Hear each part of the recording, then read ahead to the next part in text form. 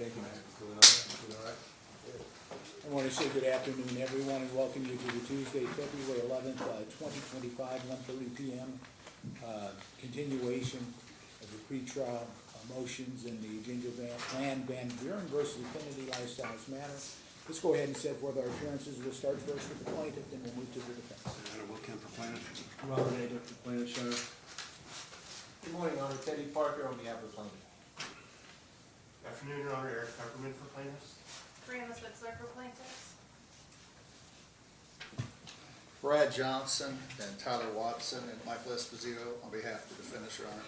Good afternoon, Your Honor. Thank you. All right, good afternoon, and I think we left off at yesterday with what motion and limine? Plaintiff's motion 21, Your Honor. Judge, one housekeeping matter.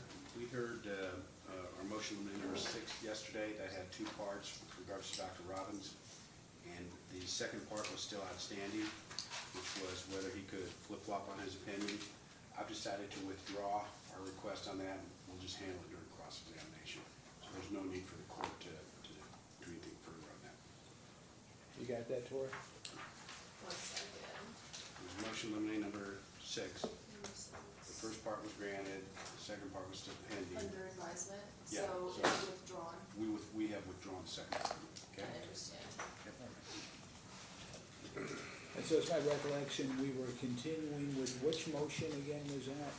21, Your Honor. 21?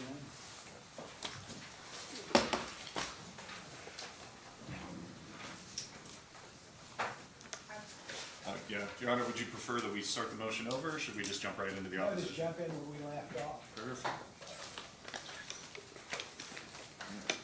I'm sorry, what's your name again? Michael Esposito. Michael Esposito, Teddy Parker.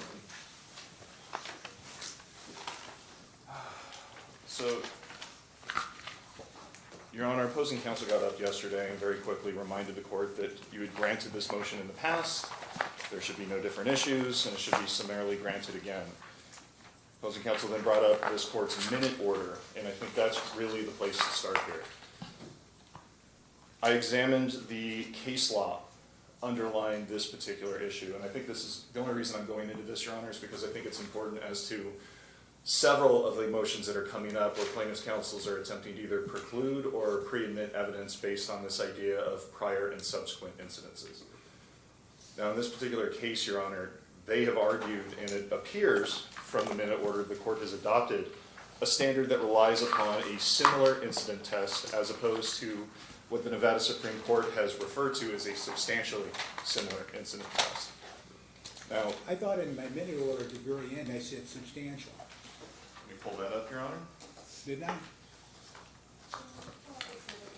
You call it a similar events analysis, Well, Your Honor? that's the analysis, but what conclusion did I come to?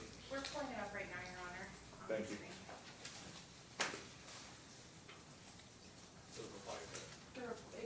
Let's bring it up, I know what it says.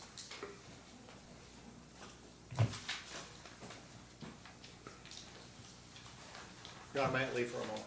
Oh, of course, Mr. Johnson. Thank you, sir. And you can leave and come in and out at your convenience, no issue there.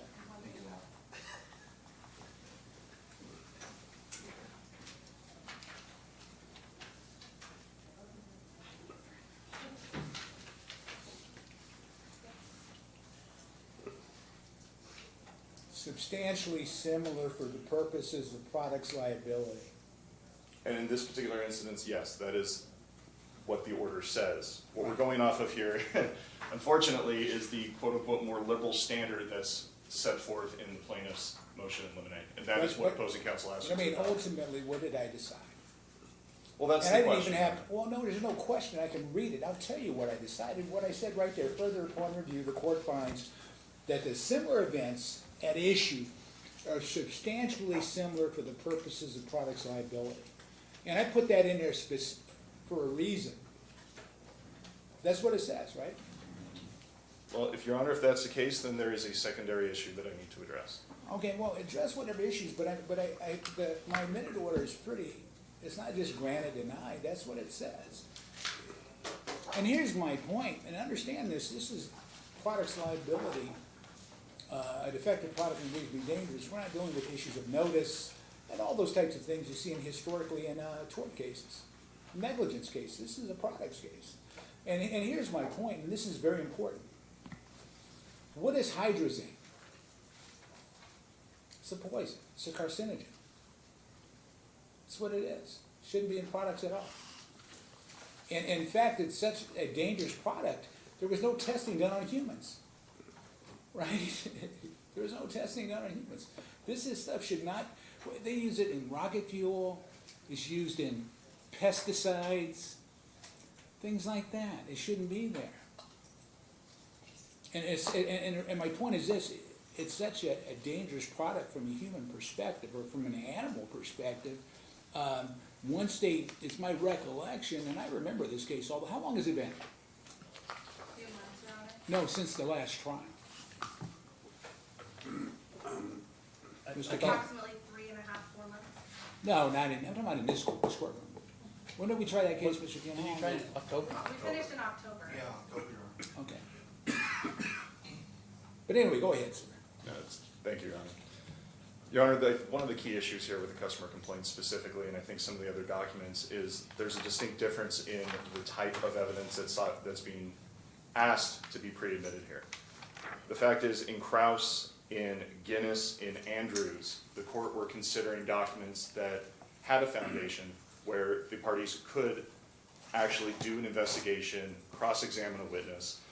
And I need to cite to Krause here because Krause was looking at this from the standpoint of whether or not independent juror, basically field trips or testing could be done that was appropriate in that case. But they did talk about a broader evidentiary issue. And Krause says, for a jury to consider independent facts, unsifted as to their accuracy by cross-examination, and unsupported by the solemnity attending their presentation on oath before a judge, jury, parties, and bystanders, and without an opportunity to contradict or explain them, can never be countenanced. And in this particular instance, Your Honor, unlike Krause, unlike Guinness, unlike Reingold, unlike Andrews, we have unverified customer complaints from third parties that have not been witnesses in this case, will not appear at trial, have not been deposed. We do not have medical experts that have opined on whether or not those complaints have anything to do with hydrazine in the first place. So to the court's consideration of hydrazine being a carcinogen and being dangerous and the fact that it shouldn't have been in the water, to that I would simply say, one, we've already established that this was a defective product. So any consideration as to whether or not the introduction of these complaints is material to that issue is moot. Here's my question for you, but the complaints involve more than just the specific issues you described. Weren't there complaints about it having like a gasoline type smell, oily substance, red in color, those types of things? And weren't those some of the complaints that were made? Some of them, yes, Right. but not all of them. And Your Honor, that's the other issue that we're raising with the court, is they bundled these complaints up and put them in front of you and said, pre-admit all of these complaints. Now, Well, I don't think they bundled them up. I think we went through them in detail at the prior trial. well, That's Your my Honor, there's, recollection. I mean, I looked at each one, and I went back, and this wasn't a scenario, it's my recollection, where they just bundled up a lot of complaints and say, hey, judge, accept this. I actually took it under advisement, went back and looked at each complaint, and I did a survey of Nevada law, specifically as it pertains to products liability. And one of the what I found really insightful and helpful for me was the Krause case. Because in the Krause case, when the plaintiff was going down the ladder, they didn't even know whether or not they hit the lever. that's correct, Your Honor. Okay. But they had the ladder in front of them. This is something that could be examined. There was an individual who gave deposition testimony. Krause and Andrews both relied on sworn deposition testimony where the defending party had an opportunity to cross-examine. That's not the case here. What we have here would be, I guess, business records, right? Not as it goes to the actual causation of the issue that's being reported, Your Honor. Well, the reason, it comes down to notice. That's the issue, notice. Substantially similar events. In the event that we're talking about whether or not it was a defective product, Your Honor, yes, that's what Andrews stands for. That's what Krause says. But that issue's moot. Whether or not the product was defective is no longer an issue on the table based on this court's own ruling. Okay, what about the issue of conscious disregard under NRS 42.005? So, Your Honor, if we're talking about conscious disregard, at the very least, as a bare threshold minimum, some of these complaints don't meet the substantially similar standard. And that's one of the issues. Exhibit D to the opposition includes a complaint from Jeffrey Desautel's daughter, where he speculates that her gallbladder surgery may have had something to do with it, but then he later testifies it had to be removed due to digestive issues. So to the extent that we are packaging these up, and I appreciate the fact the court has gone through these, but this is the reason I opened with requesting that the court re-examine under the substantially similar standard, because there are complaints in here that aren't about an oily substance. They're about styrofoam in the water, or dirt, or an unrelated gallbladder surgery.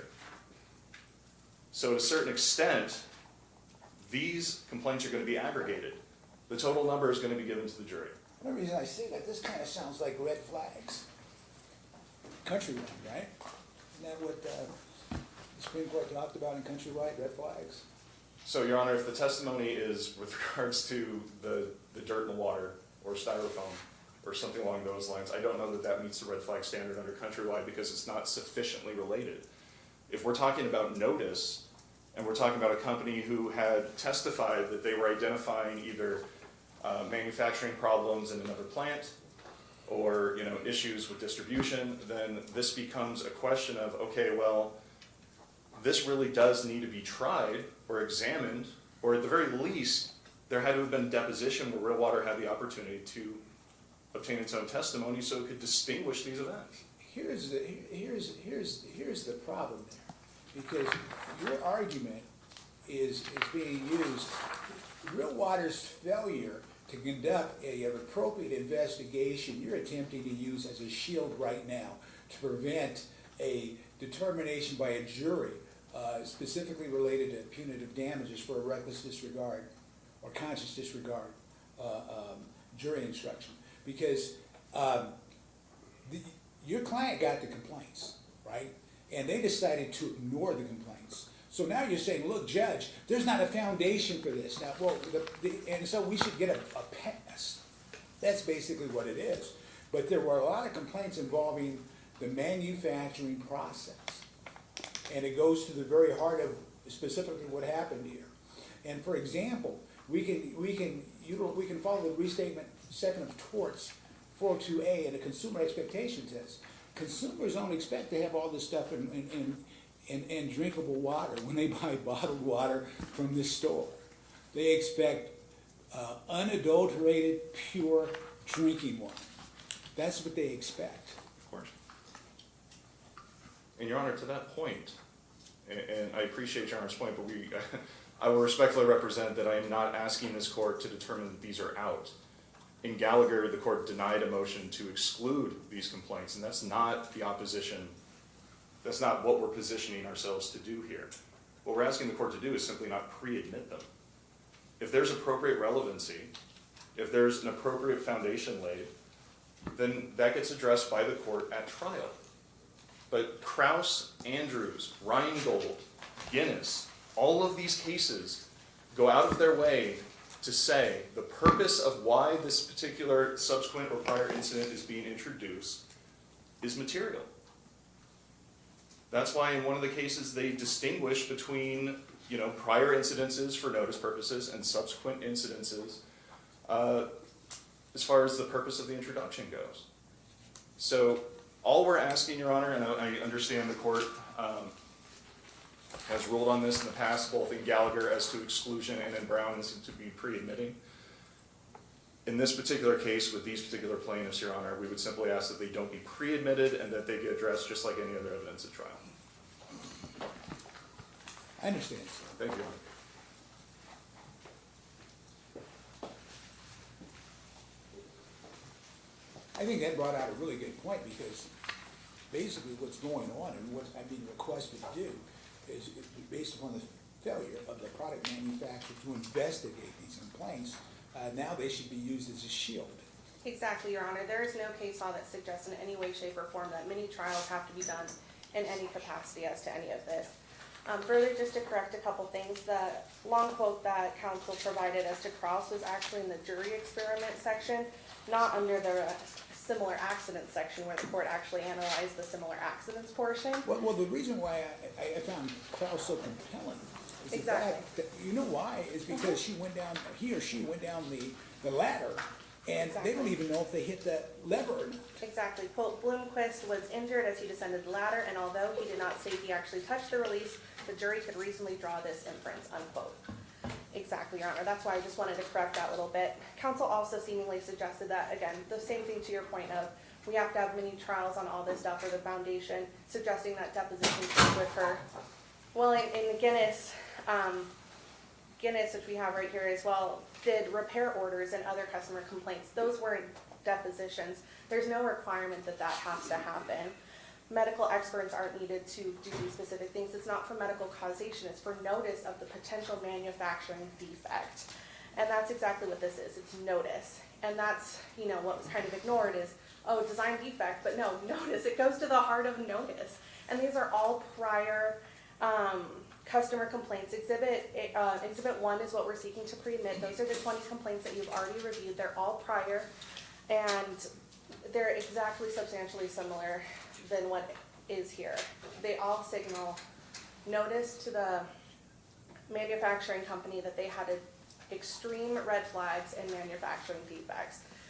Again, this court granted, analyzed all of this and reviewed every single one of them in Gallagher, and then again granted this motion in Brown. Real water defendants have not presented any change of evidence or otherwise change of law. And here's my point on this, because I remember it clearly, this isn't one I just routinely granted. I actually went back, read all the cases, and issued a minute order. And the minute order doesn't say grant or denied, it has some analysis in there. I think it's about 5 or 6 pages long, yes, Your Right, Honor. and the reason why I did that, I felt this case deserved that, and that's what I tried to do. I took my time and we went through it and we did an analysis. Now, whether the Nevada Supreme Court at some point wants to adopt or reject my 6-step or 6-prong analysis, they can do that. But one thing they can't say is I didn't give a reason and rationale for my decision. Exactly, Your Honor. And real water defendants have not suggested that there's been any change of law, any different factual considerations. These are the exact same. These are all clearly substantial prior incidents that go to the heart of notice under all of the strict liability and product liability cases. And it's important to point out that the notice, we're not talking about, notice can be used for many different purposes, but we're talking about strict product liability, which is a different animal. Correct, Your Honor. I just want to make sure, we're not talking about negligence, we're focusing on a defective product unreasonably dangerous, the product itself, right? And that's like, and I remember I read all the case law, it's like McCourt, and that was a problem. I know, Mr. Kemp, we had this discussion in the last case, but I don't mind saying that that's a case that got me really in tune to product liability. It was a McCourt case back in. That was a great case, Your Honor. A great case, and that was the case, really good way from the defense perspective. What did we do wrong? And that was reversible error. Anyway, this is what I'm gonna do. Plaintiff's motion in limine number 21 to pre-admit real water customer complaints. I'm gonna grant that. Thank you, Your Honor. Let's move on to the next one. Judge, I just think the record should reflect that the previous time you heard this, Mr. O'Doul went through each one of these complaints, or maybe Mr. Kaufman, I can't remember, in painstaking detail. We looked at every single one of them. This was like a half a day type. It was a half a day. They read Krause to you 3 times. We spent an hour talking just about Krause. I just want to incorporate that into this record. Well, I think, and this is one once again, I did not take lightly. I didn't just grant. I went back and looked at all the complaints. I'm not even sure if this, don't hold this to me 100%. I think some I might have even excluded. I'm not 100% sure on that. But anyway, bottom line is this, as far as the motion's concerned, I stand by my minute order. What's next up? I believe we can go to MIL 25 is the next I have on the list.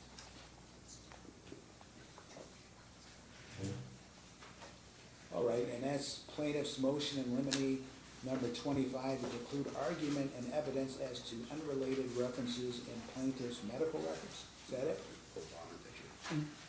All right, Your Honor. This one's related to, we sought specifically to exclude kind of two different references in the medical records. One of them is one of our plaintiffs has HIV and is diagnosed with HIV. The other one, there was some remote references in the medical records to cocaine or ecstasy use. And so we wanted to preclude and redact those references, as well as any argument or evidence related thereto. Neither is relevant or probative to these issues, especially due to the lack of expert testimony suggesting these as alternative causes.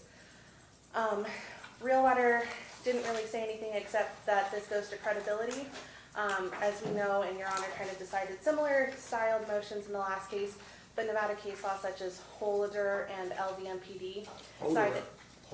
Holder. There's too many ERs in that one. Yes, there is. And that case is often not cited, but I know the case. Exactly, Your Honor, and that case. And it was fascinating about that case factually. Number one, the plaintiff was a lawyer. Number two, they were actually misusing prescriptions by getting too much, what was it? I think it was sleeping pills. Yes. And notwithstanding that fact, Supreme Court made a determination that that was unduly prejudicial. Exactly, Your Honor. So in that case, That was Justice Maupin, I think. I'd have to double check. I'm almost positive it was Justice Maupin. And exactly in that case, Your Honor, the Nevada Supreme Court said because no expert could tie it to causation, it was incredibly unduly prejudicial and should be precluded. The same should occur here. There's been no evidence to suggest that an HIV diagnosis or even remote cocaine or ecstasy use has any relevance in any capacity. So plaintiff's motion on this should be granted and the evidence should be precluded. Thank you, Your Honor. Okay, thank you. Sir? Hello. We don't have much of an objection to this motion, Your Honor. One, they want to exclude references to items that are in Bonnar's medical history. Again, Bonner's not party to this litigation. We wouldn't bring anything up with him. We're not sure why they would want to. We have no intent to bring up cocaine or ecstasy use, other than if a plaintiff opens the door claiming that they hadn't used those substances in the past, we get to impeach them on that. Can't imagine that's going to happen, but obviously we'd be allowed to do it in that circumstance. We don't intend to introduce any evidence that anyone contracted HIV or AIDS. However, to the extent the drugs that are taken to maintain that illness, those do cause liver injury, and it should be something that we can cross-examine plaintiff's experts on. But that's the limit of our opposition, Your Honor. What drugs are we talking about? I don't have it written down in my notes, but the drug in question does have the ability to cause liver damage. And you can certainly reference the drug without referencing the illness, and that's how we would handle that, Your Honor. All right. Your Honor, quickly, as we mentioned, there's no expert report on any HIV drugs. That's probably why it couldn't be cited. But otherwise, there's been no alternative causation to any reasonable degree of medical probability, so it has no relevance or probative value in this case and is clearly overly prejudicial. So like we would request, it should be granted. Thank you, Your Honor. And for the record, I just want to make sure we're talking about motion in limine, plaintiff's motion in limine number 25. 25, correct, Your Honor. I'm going to grant that.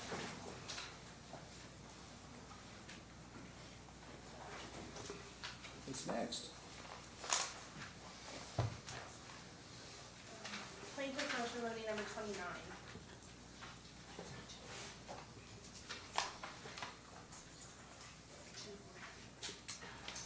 You got to turn me on here. Judge, this is the motion to preclude fact witnesses from giving basically epidemiology opinions. And the four fact witnesses are Blaine Jones, Anthony Randolph, Casey Akins, and Greg Jones.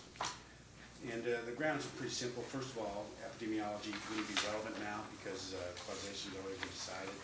But second of all, and this was the primary point of the motion, these people are not epidemiologists. None of them even took epidemiology in college, much less have a degree in it. And so they are trying to express the opinion that, oh, the problem was only in the Henderson plant, according to what they could discern. A couple problems with that. that would really be prejudicial because we have a situation where both Borden and King rate retail bottles that were not made in the Henderson plant. So allowing them to say it's only in a Henderson plant, backdoor causation, so it should be out for that reason. Second problem is they already have an epidemiologist, Dr. Goldsmith, and Dr. Goldsmith testified, his words, that the smoking gun in the case was the hydrazine found in the retail bottles. So he completely contradicts this so-called opinion from these four gentlemen. The third, and you look at Blaine Jones's testimony, he calls this opinion speculative. And of course it's speculative because they formed this opinion late in 2020 or early 2021, before they had any results from the CDC investigation, before they knew what was going on. So they had no facts to base this opinion on, no foundation. They had no expertise, so they shouldn't be allowed to give this opinion. And I asked that the motion be granted, even though, arguably it's moved because of the causation. But I think it should be granted because I think we're going to have a problem if it's not granted in doing the edits for the deposition cuts, because they'll try to get this stuff in.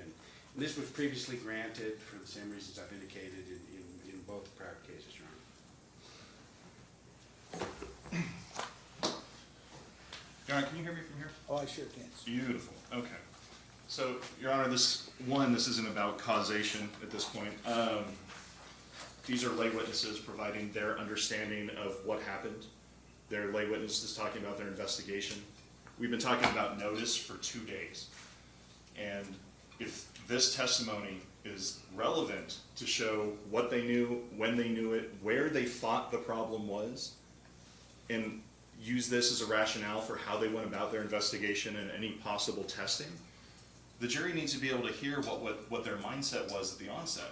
Why? And here's my point. There's a distinction between notice and prior customer complaints and the ultimate determination made by the epidemiologist in this case. And Your Honor, these aren't epidemiology opinions. When Brent Jones says we thought that these were in the 5-gallon jugs, or Lack we of thought these were foundation coming out for of these that. warehouses. I mean, there's no foundation for that. There is, Right. Your Honor, that's in the motion practice. I mean, that's what he thought, but ultimately, I mean, why would Brent Jones, that's what he thought, and he might have thought that at one point in time, but ultimately, it was inaccurate. Okay, but Your Honor, having an inaccurate understanding of where something's coming from is absolutely part of the discussion when it comes to whether or not punitive damages need to be awarded. It's absolutely part of the discussion when we talk about, How? because punitive damages are relying How? upon, No, I mean how, because ultimately, what the punitive damages in this case would be based upon a conscious disregard under 402 Yes, sir. 005, right? And it comes down to what they knew based upon the customer complaints as they came in. And we actually had more than that because we had, it's my recollection, I don't remember the names, but we had one of the supervisors walk in, and I think he was talking to Mr. Jones, and he said, look, there's a lot of complaints out here, people are having liver problems, we should have a recall. And there was no recall. And Your so my recollection was, and tell me if I might be wrong on this, but I think this is how they dealt with problems, send them more water.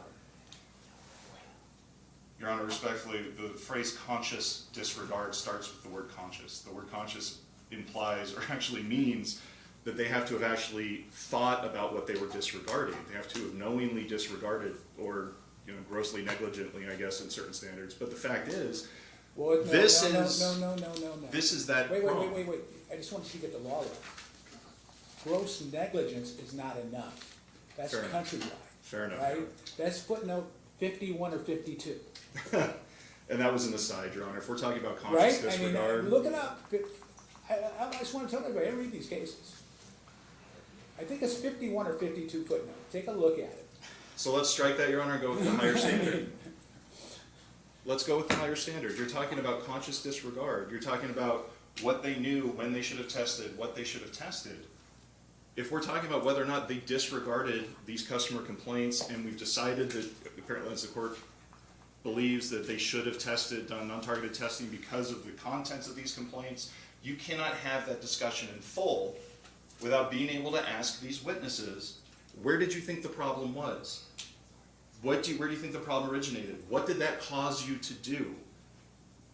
we're effectively saying that Real Water cannot tell a jury, this is the underlying basis for our rationale. These are assumptions we made. They may have been inaccurate, but Your Honors, we talked about yesterday, there's a difference between ignorance and malice. And that's the conscious I and remember conscious. talking about that yesterday, ignorance and malice. Oh, you know what, Your Honor, I referred you back to Hamlin's razor, which is an old idiom that I love, and that was part of that conversation. Okay. So, at the end of the day, Your Honor, you can't have one without the other, and that's the reason that we're saying, especially because we're allowing these customer complaints to come in. Real Water deserves the opportunity to provide lay testimony as to their belief or understanding based on FDA reports, based on customer complaints, based on information they were provided, what their assumptions were. This is not being offered for the purpose of saying this was the, these were or were not the cause. Nobody's going to believe Brent Jones, is an epidemiologist, and no one's going to say he was the one that determined what the cause was, and so these retail bottles, for whatever reason, can't have caused these illnesses. We have the experts for that. But the lay testimony of his knowledge and his understanding is absolutely part of the conversation that is going to be started the moment that those customer complaints come in that were just pre-admitted in this case. So with that, Your Honor, we'd simply say if we're going to do some of it, let's do all of it and move the trial along. And if you have any questions, I'd be happy to answer. Not right now, sir, thank you. Your Honor, the problem is there's no nexus here to conscious disregard. Let's say that they honestly did believe that it was just the 5 gallons, just the 5 gallons. They didn't do a recall for the 5 gallons. If they had done a recall for the 5 gallons and decided not to do a recall for the retail bottles, that would be a more credible argument. That they didn't do any recall after getting reports that there were problems of people that drank from the 5 gallons. They thought it was the 5 gallons. So there's no nexus in his argument. And I'd also point out that they got all those reports. They didn't do any investigation. They didn't do any testing. They just said, nope, we're not going to do a recall. So there's no nexus there, Your Honor, and that's why the previous ruling was correct. And Well, I again, think, Mr. Kemp, I don't want to cut you off, sir, but I think this underscores the necessity of my prior ruling. yes, Your Honor. I mean, it just does. And which one are we on again? I just want to make sure. 29, I believe. 29, Your Honor. Thank you for that.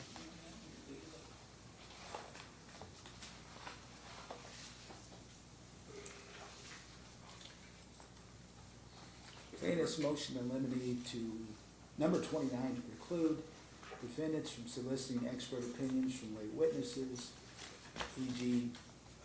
Brent or Blaine Jones, about whether the outbreak was limited to the Henderson plant or extended to other locations. I'm gonna grant that. Because they're, regardless of what they think they knew, ultimately we have expert testimony from an epidemiological perspective that deals specifically with this issue. What's next? Your Honor, my understanding from an email received from counsel last night is defendant's motion limiting number 1 can be submitted on paper due to this coming up in prior cases. Do we have any more that need to be argued? We do, but specifically that was next on the list, but that was my understanding before we moved on.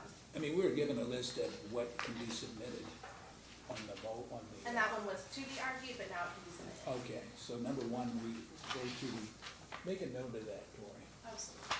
And that's defendant's number 1, Correct, Your Honor. docket 308. So the next one on the list is Real Water defendant's motion limiting number 5.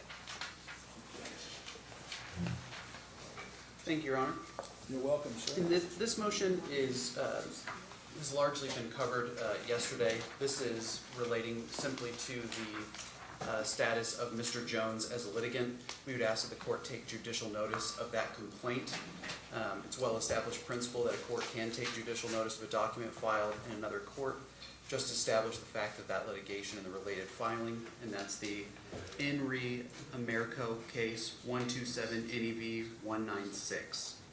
That's the only issue that we have before the court. It's already admissible that he is a claimant in another case, and we just want the complaint entered in judicial notice so that we, if we're unable to get Mr. Jones to testify live, that the jury will be able to hear that fact.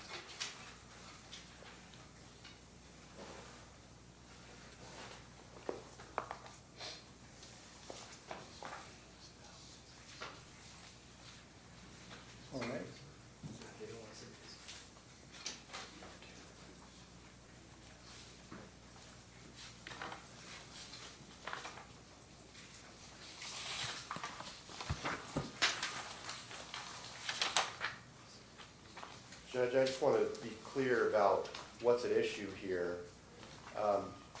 They're not precluded from calling Blaine Jones as a witness at trial and asking him questions about his complaint. There's no dispute about that. But in that sense, the fact that he has filed a complaint is potentially admissible if there's a proper way to admit that fact to the jury, which, as far as I can think of, the only proper way is to call Blaine Jones in and have him testify about it. What they want to do is the opposite of that. They want to ask you to take judicial notice of a hearsay complaint, admit that complaint into evidence, and be able to wave it around the jury and impeach Blaine Jones' deposition testimony with this inadmissible complaint without any context, without any testimony, without any ability to cross-examine Blaine Jones on the complaint. And that should not be allowed. The complaint itself is inadmissible on any basis. They haven't identified any basis. So what they do is they say, Judge, you can take judicial notice of this complaint and admit it that way. However, Nevada law is exactly the opposite of that. The general rule on this is that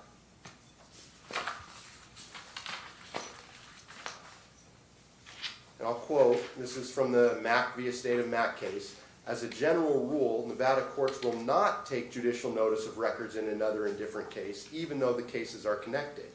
So the law is you cannot take judicial notice of a complaint, let alone admit it as evidence in front of a jury. They cite to the two cases that we cite on this position as support for admitting the complaint this way. The first case is the Mack v. Estate of Mack case. Now, in that case, that's the tragic case where Darren Mack, was in a divorce proceeding with his wife, and he shot his wife and killed her, and he shot the judge who was making rulings on the case. He was convicted of murder, and in the subsequent proceeding relating to whether he, as the murderer, would be able to inherit the assets of his dead wife who he murdered, in the course of those proceedings, the judge took judicial notice of the murder conviction, and the Supreme Court said, well, yeah, the general rule is you can't take judicial notice of pleadings in other cases, but in this case, it's an exception to the rule, and allowed it. The second case is the Ochito v. Ochito, and in that case, similarly, it was a family law matter, and the district court took notice of prior divorce proceedings in a subsequent matter involving the earlier divorce decree and efforts to modify the divorce decree. Essentially, what the court did was took judicial notice of the prior proceedings for the purpose of dismissing the complaint based on issue preclusion. Neither of these cases holds that judicial notice may be taken of a different complaint involving different parties in a separate case. And Real Water identifies no case or any authority that supports its extraordinary request to ask you to ignore the general rule and to admit this complaint as evidence. So that's the first problem, is there's no basis to admit it, and you can't take judicial notice of it, and there's no authority that would support that. The second problem is that this complaint would be, first of all, it has no probative value because it wasn't filed until after Blaine Jones was deposed in the case. So he wasn't able to be asked about it. There wasn't any discussion about it. There's assertions about his intent and what he meant when he was testifying before he filed this complaint. But all that, there's essentially no probative value to it because he didn't file the complaint until later. So what he said beforehand is not probative of anything in this case. But even more so, even if there were some marginal probative value, that probative value would be substantially outweighed by the danger of unfair prejudice, confusion of the issues and misleading the jury. First, there's no context for the complaint because there's no testimony or foundation because Blaine was not asked about it. Second, the caption of the complaint includes parties who are not parties in this case, and in some of those parties, such as Hannah, has settled out, so it infers that there's other parties, and it raises the implication of prior settlements, which we've stipulated is out. It includes more causes of action that are not being pursued at the trial in this matter, and it contains numerous allegations that have either changed based on the evidence or are no longer relevant for a number of reasons, including the court's rulings in this case. So what they want to do is they want to put in this complaint that has all these irrelevant claims and parties and allegations that we're not pursuing here to establish a fact that they can establish by calling the witness at trial, and invite the jury to speculate, well, oh, why did they sue these witnesses in Blaine Jones' complaint but not in this case? Why did they make these allegations in this complaint but not in this case? Why did they say this in the complaint but present no evidence in this case? Why are they asserting claims in that case that they're not asserting here? Your Honor, that's the definition of a substantial risk of unfair prejudice, confusion of the issues, and of misleading the jury. So not only is there no basis to admit this different complaint in a different case involving different parties, but if it were admitted... I'm still trying to find out for what purpose would the complaint be admitted, right? Are we going to admit the answer? What about the denials? What about the affirmative defenses? I mean, it's like a slippery slope. I'm trying to figure out for what purpose would the complaint come in. Because ultimately, when it comes to evidence, I always sit back and say to myself, okay, for what purpose is this being offered? Exactly, Your Honor. It's irrelevant. That's the argument number one. No foundation, irrelevant, more prejudicial than probative. So Is it verified? It is not a verified complaint. I mean, it kind of goes on and on. I mean, these are just things I think about off the top of my head. Is it a verified complaint? What about the answer? What about the affirmative defenses? And how is the complaint evidence? I filed over 1,000 lawsuits in this jurisdiction before my first law clerk. I wish those complaints could have came in every case. I mean, I'm just saying that, I'm trying to figure out for what purpose would the complaint come in. There's no proper purpose, Your Honor. For that reason, we ask the motion be denied. Your Honor, the first and primary reason is my understanding from the prior litigation is that Blaine Jones has ignored subpoenas. And we want this fact in. We already had 3 motions on this issue. So that's the reason. It's not to reference other parties that have been sued or other causes of action. It's simply to establish the fact that this lawsuit took place. That within 3 weeks of his deposition, he filed suit. Before the deposition, which we can get through the depo, he had met with an attorney. But, I mean, that's the whole point. It's not to confuse anyone. We have cited authority that stands for the proposition that it is appropriate, and this is a Nevada case from 2011, that says these items can be admitted. Court ruled in Admitted Gallagher... For what purpose? I'm trying to, because ultimately, you can subpoena Mr. Jones and have him come testify. I mean, if he doesn't show up, there's other things you can do. He actually did show up and testify in one of the cases. I can't remember which one, but he did show up. He took a stand. Correct, and we do intend to subpoena him, but my understanding, again, I didn't live through that litigation, was that he has ignored subpoenas as well. Right. So that's the simple, limited purpose of why we want the complaint admitted, so that we can establish in reference to the jury that this complaint has been filed, that he is a litigant. But for what purpose? I mean, really,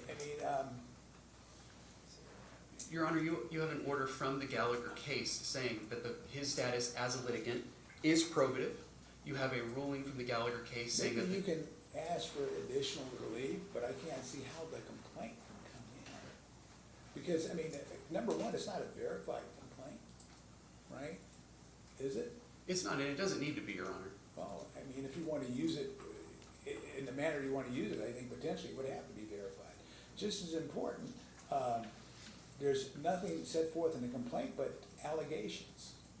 Right, and that's the purpose of why we want to introduce it, that he is has the same allegations that have been asserted here in his complaint. He's a litigant.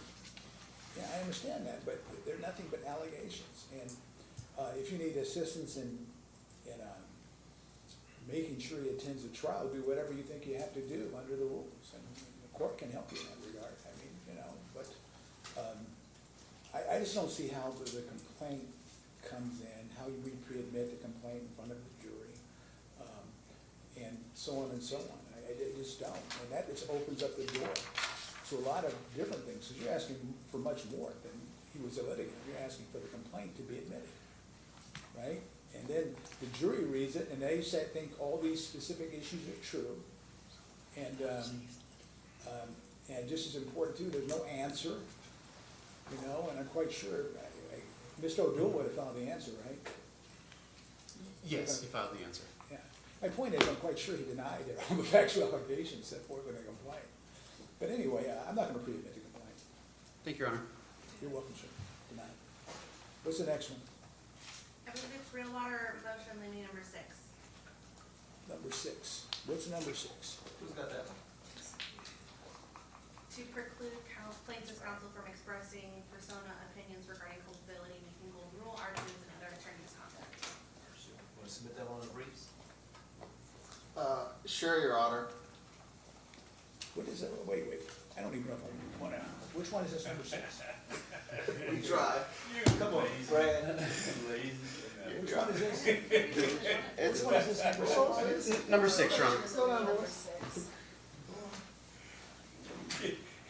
Come back after not being here today, first thing you say is, I don't wanna argue this motion. We had a conversation out back. Okay. If he does, I'm ready. Okay, yeah, And this you're is ready. this? Oh, I'm sorry. I have the wrong one.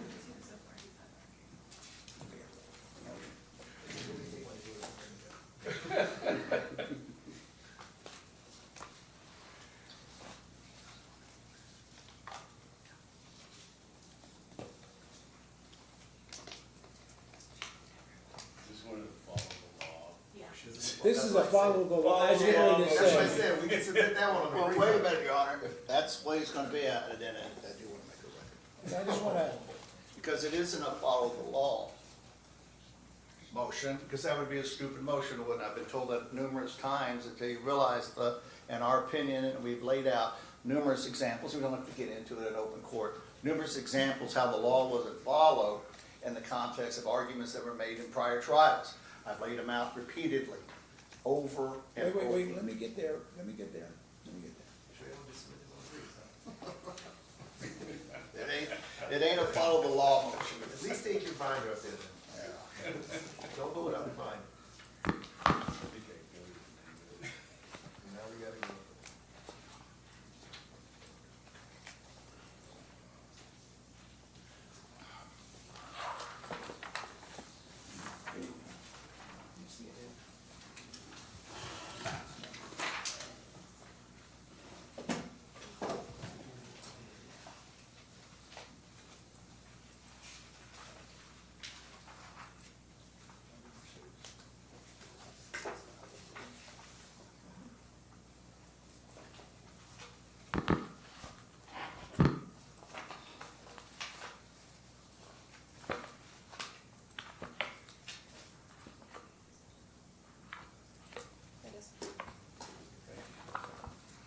Okay, Mr. Johnson. Just want to make sure I can follow you, sir.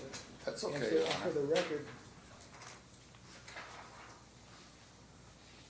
Your Honor, and this would isn't be- a, and I don't want to cut you off, but this is defendant AffinityLifestyle.com, DBA Real Waters, motion limine number 6 to preclude plaintiff's counsel from expressing personal opinions regarding the culpability, making golden rule arguments, and other attorney misconduct.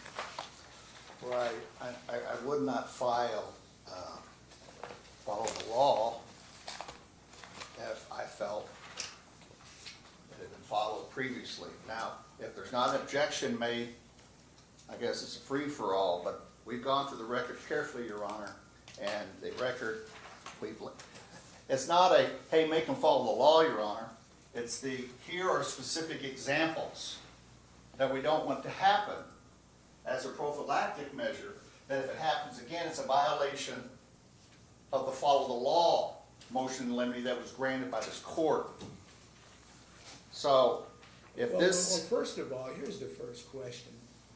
If what you're really focusing on is something different than what would be considered a motion in limine.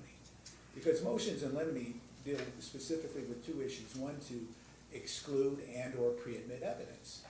That's the thrust and scope of motions in limine. So we're beyond that. We're talking about issues regarding arguments made by counsel, right? So we're not really talking about evidential issues. That's the motion in difference. limine is to prevent arguments to be presented as well, Your Honor. And this is what we want to prevent. If I could, But going back to my original question, yes, this is not really a motion in limine to exclude and or pre-admit evidence. it's a motion in limine to preclude arguments made before the court and to a jury that's improper, Your Honor. Okay, but that's not a motion in limine. Okay, Your Honor, we can disagree to that, and I respect your opinion. Are you suggesting that I not argue this motion? No, I'm just trying to classify it accordingly. No, I'm gonna hear your motion, and because I'm looking here, it says, like, for example, in number B, the court should issue an order prohibiting plaintiff's counsel from expressing personal opinions constituting an improper disdain for real water defendants and their counsel. And I think that's a really good example, because we're not talking about evidence, we're talking about conduct of counsel. Right? And that's the difference, and I think that's an important difference to make. The next one would be prohibiting counsel from making golden rule arguments, and I understand that. I do, I get it. You know, and there's cases out there and involving the late great Randy Maynard and so on and so on. We all remember those cases. Yes, we do, Your Honor. Yeah, we do. So those are the type of arguments that we're gonna ask for a mid-trial and waste everyone's time if they're made again. And we wanna make the court aware of it. We found that it was prevalent throughout the trial. Personal opinions, calling individuals stupid. I mean, it just goes on and on and on. It doesn't need to be restated because it's in the pleadings, but if just because you're stupid enough to drink water that you've not tested, not done any investigation about after hearing, those types of things. If you want to play, if they want to play Russian roulette, if he wants to play Russian roulette, if he wants to play Russian roulette, we don't have to play Russian roulette. I don't play that game. It's over. Well, here's my question though, and I'm just looking at some of the issues, like here in the Hunter Brown transcript, and this is on page 9 of the motion, and it dealt specifically with customer complaints. And this is, I guess, this is straight out of the Hunter Brown trial transcript, day 10. At pages 199, I guess line 20 through 200, line 1. And this was in closing argument, and which provided the following. We have customer complaints, and this is a quote, straight out of the argument, I guess. We have customer complaints 2014-15. We have the NSH hazard comment. We have failed hazard audits. We have Anthony Randolph in October begging Blaine Jones, do a recall, do a recall. It's the water. You got sick. My nephew got sick. A friend of the family got sick. Do a recall. And here's the argument portion, and remember, this is closing argument. If that's not a conscious disregard for the safety of others, you can't tell me what it is, period, close quote. What's wrong with that in closing? Nothing. Did I hear a voice from the bench? Where No, did but that come from? I mean, not for me, but I mean, I'm trying to figure out what's wrong with that. Because it's a personal opinion you're not supposed to make, Your Honor. Additionally, you're not supposed to How's say, that a personal, I mean, that's the type of argument that's made every day in a courtroom. He didn't say, it's my opinion, it says, if that's not a conscious disregard for safety of others, you can't tell me what is, period, close quote. What's wrong with all that? right, so that's not an opinion, so I guess, you know what really bothered me? I don't know how that type of evidence doesn't scream indifference to the health of consumers and plaintiffs. I mean, that's just, Which that one, yells. no, I wanna follow you, which one you're on now? The very next one that's indented, Your Honor. Okay. Is that the one, and this what really bothered me? Okay. Yes, sir. It's line 22 of the same page. Okay.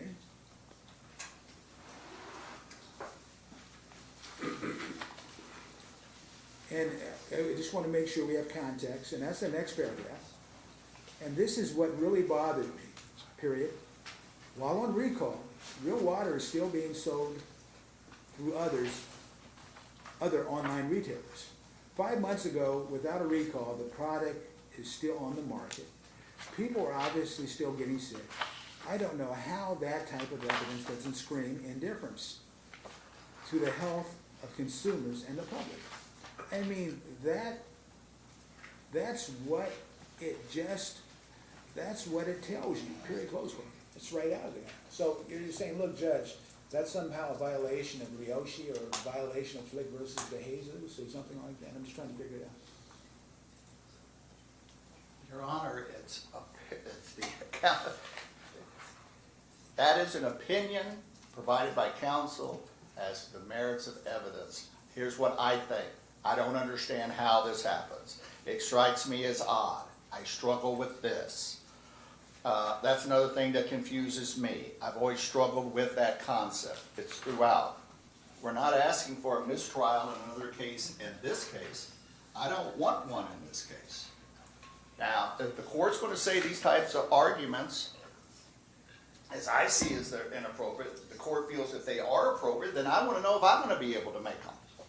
I need some guidance from the court, because I don't believe... I'm not going to give anybody guidance other than to follow the rules of professional responsibility. That's right. And here's my point, though. This is how I see this, and it's really this simple. This is argument, and I don't know whose argument this was at the time, but this is what really bothered me. That's stylized. That's really and truly what that is. Maybe it could have been stated differently. Ladies and gentlemen of the jury, potentially you might find bothers. I mean, it's a style, you know, but this isn't like, I don't want to go into some of the Flick versus DeJesus or those cases, but this is not the same type of statement made. Like, for example, I think there was a comment regarding an expert witness, right?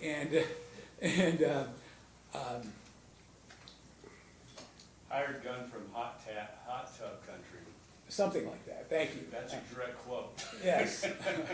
I was trying to recollect. Where is Mr. Egbert. San Francisco. Sausalito. Your Honor, an expression of a personal opinion on a defendant's guilt is forbidden. That is what these statements are. And they're stated throughout. They're stated in openings, they're stated in closings, they're stated during cross-examinations and directs, and it's throughout. We filed multiple motions on this, and I guess we'll argue each and every one of them, whether it be the Russians, or the Russian roulettes, or the hydras, or the witches, the babies, the puppies. All of those arguments are going to be addressed, and if it's going to be allowed, and I respect the court's opinion, obviously. No, it's the decision. All I'm going to tell everyone is do your best to follow the rules of professional responsibility. That's what I'm going to tell everybody. I mean, I'm not going to condone this. I mean, I do see a distinction. Okay, is there something, because all lawyers do this from an argument perspective. And for example, the quote, and this is what really bothered me. Well, I get it. But is that Ryoshi? Is that Flick versus DeJesus? No, it's not.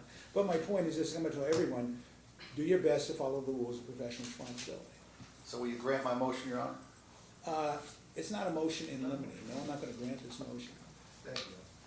I'm not. I mean, because I've never granted a motion like this. I understand, Your Honor.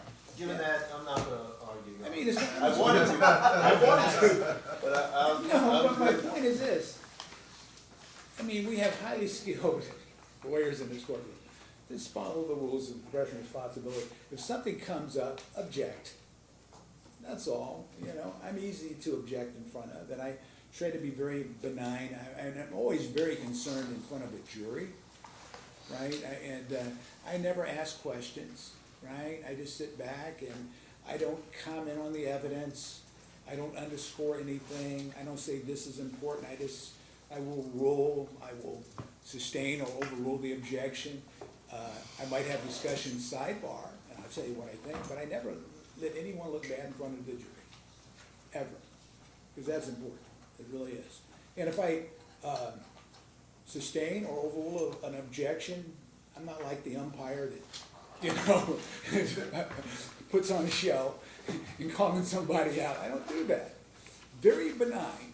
Hopefully the jury never has any indication at all as to what I think is going on, because I try to just sit back and be stoic and benign throughout the whole course of the trial.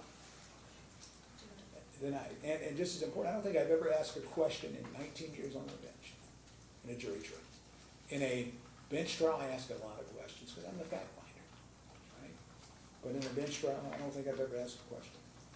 But I'm going to deny it, but I do understand the spirit of the motion. I do.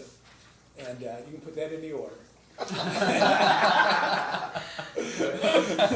got to gotta find a win when you You know, and everybody should follow the rules. That's all I'm going to say. Okay, what's next? Motion limine number, real water number 7, Your Honor. Okay. Can you help find it for me? Yes.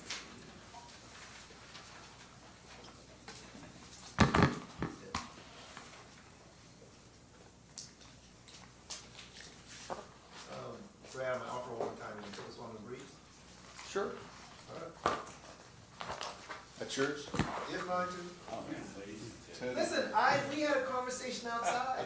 Ted, while we're at it, how do you feel about 17 and 19? You know I do have 17 and 19. You do? Yeah, Yeah. I told Yeah. you what All ones you right. had. You want to put those on the briefs too? I'm fine putting those on the briefs too. Your All Honor, right. it's nice trying a case for a trial attorney.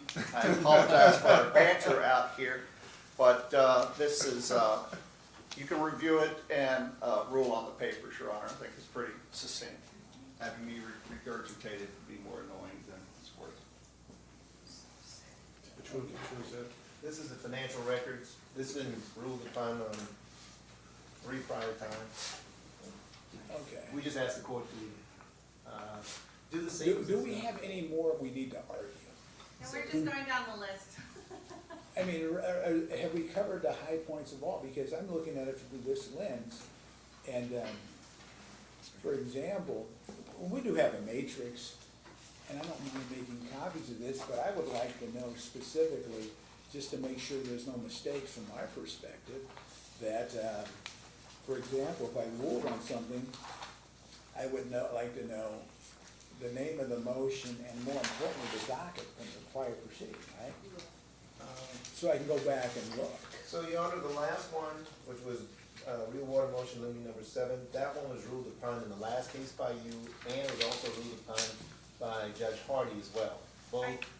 I don't have the docket number, but I do have the motion and limine as reference. Does that help? Because we need a docket, because what we do is, this is my point, I don't want to make any mistakes, right? And, for example, I have a complete matrix from the Hunter Brown case and from the Gallagher case as it relates to all motions that I have decided. And just picking one, From the Gallagher case, we have over 200 motions, so for us, if you have the docket numbers. I have the date and my the God. number. I have 10/10/2024, real water motion limine number 15. That's from the Brown case. Your Honor, if I may. yes, sir. And I can't speak for plaintiff's counsel, but there are several motions that we recommended submitting on the briefs that came back for potential argument. If we want to take 5 minutes, You know, you can, if you need 10 minutes. I mean, maybe we can work some of these I don't out and care. just clear Yeah. the deck a little bit. And Is that? see, yeah, and here's my point, if everyone's here, your time is valuable, I respect that, number one. Secondly, trust me, tomorrow morning, I'm bringing in a jury at 10:30 and a wrongful death case. Right, and this case has been around for a long time, but it's an important one, all these cases are important. And so, I have to also be ready for that. But see, my job would be much easier if, and we can print these out for them. And if we can make it real easy, because I can look at I'll pull up the docket number, and that's easier for us to find, and we can figure that out quickly with the dates. And then I could correlate and see how I ruled, and just wanna make sure and then take a look at it. But I just don't want to just rubber stamp it, because I will take a look at it. Your Honor, and if I may, counsel, is that I'll let the attorneys go out and look that over, if that's what you're talking about, Mr. Esposito. It is. Okay, and then I can go through and try to knock some of these off as well, just sitting here, is that okay? Sir, I've never, if everybody's gonna work together, I'm gonna give you that time to do so. All right. And just as important too, if you want copies of this made, that might help you. We've done matrix too. And see, my point is this though, that if there's 200 motions from the last case, that's a lot of motions. All right, Your Honor, But we'll break, and whatever you wanna do is fine with me. all right, you wanna do it after the break then? Yeah, after the break, so you can kinda, So when are we gonna talk, whoever it is that works on the filing system and putting the docket number on the filings, on that little stand? That's master calendar. Do we have to like kidnap someone? I mean, kidding, but you know, that would be so incredibly helpful. I think you can see it though, when you, I had to go in last Friday, Yeah, you do. You have to go in the And- portal. I went in and it took me 5 hours to do this case for these 2 days. We have tried to adopt a system of doing the docket references on how filings, about this and though? Yeah, I did not have that. Here's the I'm with you thing now. 100%. It's We brutal. can help you out by making copies of this that has the docket number, We right? have similar charts that just don't have the docket number. So, We'll work out on this, Your Honor, thank you. this looks like mine, so you might just. For the record, Your Honor. Yeah. Yes. Did you see it? Thank you. On the record. All right. Judge, we came to an agreement on one. I gave up the witch and he gave me back the hydra. So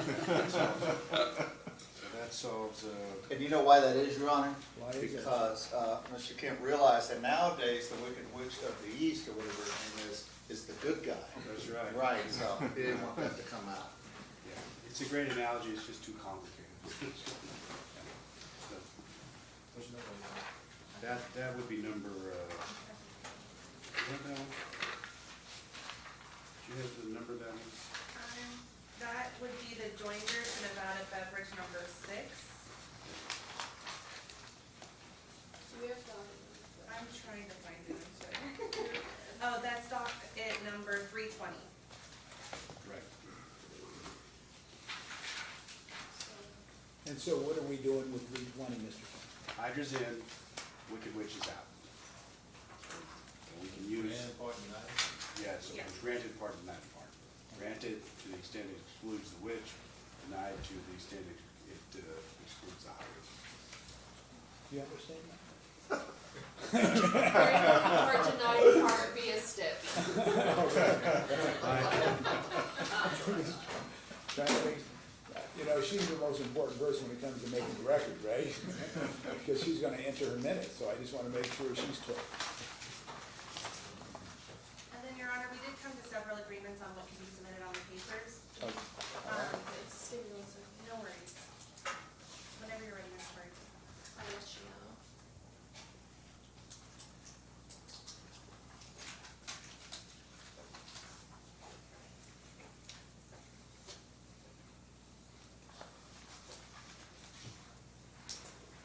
Okay, I got it.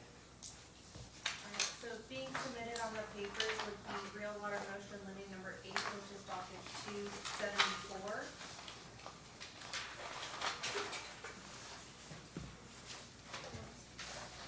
Also being submitted is real water, oh, Wait 1 second, because she's gonna need the numbers. That's the most important thing, right, Tori? So we go through our list. Okay, so the following are being submitted on the papers? correct. Okay, so I have 274. Real water motion limiting number 10, which is 284. Okay.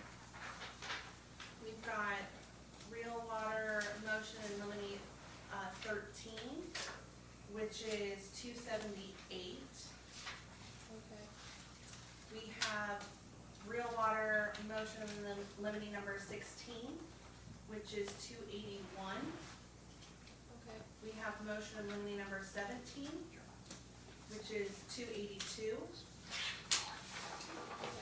We have motion in limine number 19, which is 285. Okay. Oh, I'm sorry, I missed 18 as well. So real water motion limine number 18, which is 283. Then we go to real water's joinder to Nevada Beverages motion in limine number 2, which is 316. Are you sure? Maybe that's the underlying motion. I have it as 337. That might be the joinder. The underlying motion is 316. Which one do you want?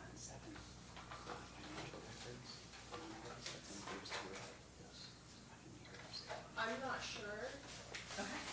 because their withdrawal, it was a withdrawal, without prejudice to Real any water. other parties. But the joiners wanted to remain live, so I'm not sure how you guys wanted to handle that. So I believe I'll I guess go reflect to the real water defendants. I have seen what they would like. However you wanted to handle it. Well, when you say handle, you mean in terms of how the order's gonna happen? Your joiners. Right, Because your well- joiners were live, that Nevada Beverage is out, so their motions, I didn't know how you wanted to handle it, so I just left everything on. Okay, well, I don't know if this helps or not, the way we saw it is that we adopted everything and Nevada Beverages motion and just added our own 2 cents into it. So the whole kit and caboodle, it has to be ruled upon by the court, because whereas Nevada Beverage stepped out, we stepped in. So then, it's being submitted on the papers, your joiner 337 and 316 as one. Yes, Okay. thank you. And then we've got Nevada Beverage motion in limine number 3, which is 317. I don't have the doc number on the joinder. Okay, so Nevada Beverage, motion for me number 3, that joiner is 338. And then we have the Nevada Beverage motion in limine number 4, which is 318. And then again, I don't have the joinder document. That one is 339. And then we have Nevada Beverage motion in limine number 8, which is 322. Number 8 is 343. And then Nevada Beverage motion in limine number 11, which is 325. And the joiner is 346. And those are all the ones, I believe, unless real one, if I forgot anything, but I believe those are the ones we agreed to stipulate on the paper. Yeah, and just to make sure the court got it before the break, 7 was submitted on the briefs as well, correct? That's correct. Correct, and 7 is docket number 273.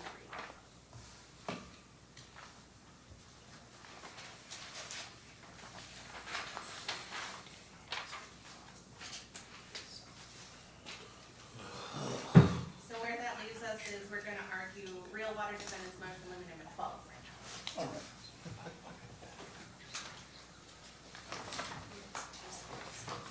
This is gonna be, Right, real water 12? Yes. yeah, Correct. and we've reached an agreement on some of these things, so it could be very abbreviated, Your Honor. Okay. I agree. So, Your Honor, of several of the issues that were raised in the motion, plaintiffs agreed to stipulate, specifically excluding Plaintiff Casillas's miscarriage claim, Plaintiff's strong seizure claim. Also, she had claims of left orbital lobe lesions and a stroke. All of those are out. Carrie Mono. And it's not as important for me, but take your time for the court clerk to make sure she gets this correct in the minutes. Yes, Your Honor. For Carrie Mono, there was a claimed brain mass and cataracts. Those are being abandoned. Counsel, I'm sorry, would you mind starting again? Yeah, because we want to make sure she gets this correct, and once she's done, we'll review it again. We have stipulated that Ms. Garcia's miscarriage will not be presented as damage in this case. We've stipulated Ms. Strong's seizures as well as her left orbital lesions and stroke will not be presented as injuries caused by real water in this case. And Mr. Manos, in Manos's brain mass and cataracts, that those were not caused by real water and will not be presented as injuries or damages in this case. Okay, The brain damage and what? Cataracts. And it was a It's a brain brain mass. mass. Yeah, I misspoke. It's brain mass.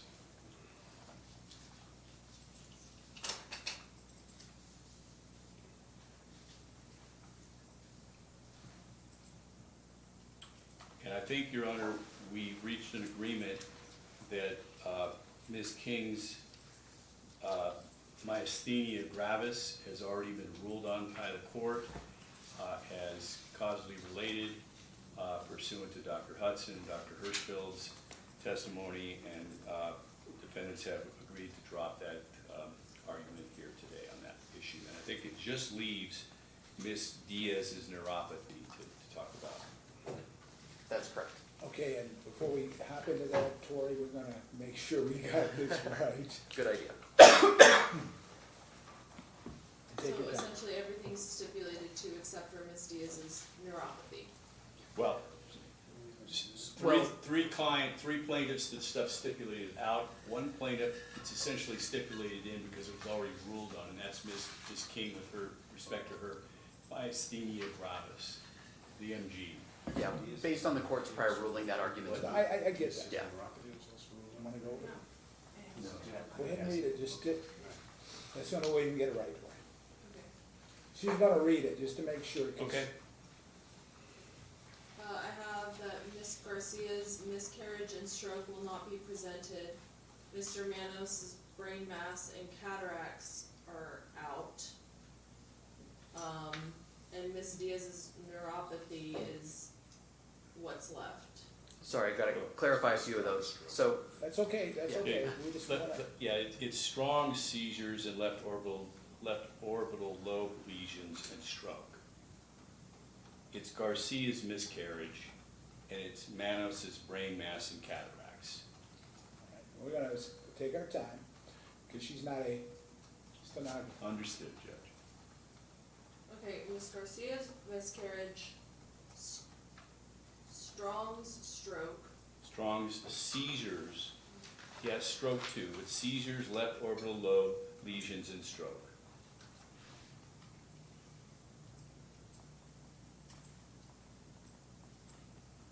okay, Strong's seizures, Left left orbital orbital lobe lobe and stroke. lesions and stroke. And Manos's brain mass and cataracts. And for the record, Madam Recorder, where are we at from a time perspective on the tape? Where we at, I mean, What's the timing right now? So Tori can go back if she wants to listen to the recording. 3:12:12. Okay. That'll make it easier. And then, with respect to Ms. King's myasthenia gravis, that is in and has already been ruled on by the court as being caused by real water. so that portion of our motion is moot based on the court's prior ruling. Yes. And so the only thing left is the argument regarding Diaz's neuropathy, Your Honor. And you know where to get that when you go back and listen. It's about 3:12, give or Yes. take. Okay. Perfect. So as it And relates to. and for the record, we're at motion, defense motion limiting number, is it 12? Yes, Your Honor. So as it relates to Ms. Diaz, she has one expert that relates her neuropathy claim to the consumption of real water, and that's Dr. Hudson. He is a gastroenterologist and a hepatologist. No neurologist was disclosed. Dr. Hudson has no neurological expertise. Plaintiff argues that because he is an internist, he is qualified to opine on whether hydrazine can cause a neurological disorder. But his CV makes clear that he has no expertise or experience in this area. No neurology is referenced, no neuromuscular conditions referenced in his CV that would render him qualified under Hallmark. He has no specialized training in the area of neurological disorders. Any testimony he would offer on this issue would be outside the scope of his expertise. And for that reason, we request that her claim of neuropathy be stricken. Thank you, Your Honor. Thank you, sir.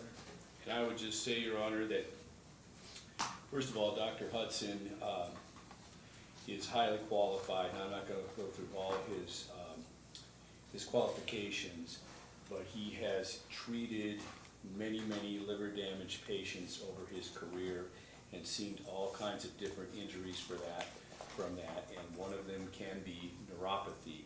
And all kinds of physicians diagnose, it is not just neurologists who diagnose patients with neuropathy, or orthopedic surgeons do it.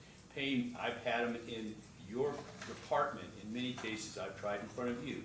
Orthopedic surgeons, pain management specialists, general practitioners, a multitude of internists, physicians will diagnose neuropathy, and as well can relate it to a certain event if they have the expertise, and Dr. Hudson clearly does here.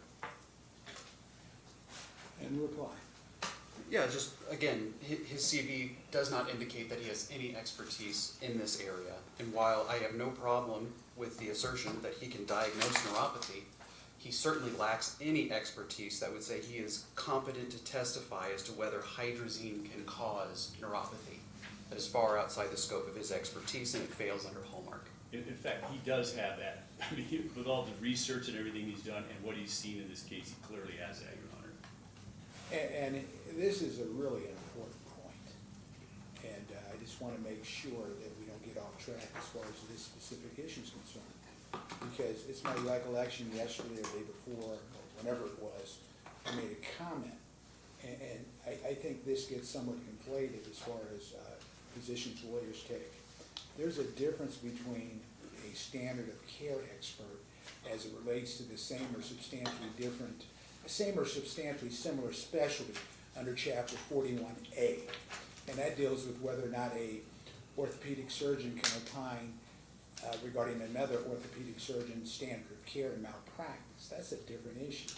Here we're talking about diagnosis of injury and causation. The frontline treating physician, as far as those issues are concerned, are the family practitioners, the general practitioners, because typically when someone comes in and they might have a complaint of lower back pain and so on, and the doctor might perform a series of tests, maybe straight leg or whatever, and then they say, you know, we need to get you an MRI, and I'm going to refer you to an orthopedic spine surgeon and or a neurosurgeon. My point is this: they can diagnose, you know, and they can treat, but they can't perform the surgery. And that's a different issue. It really and truly is. Because at the end of the day, we talk about the qualifications requirement under Hallmark.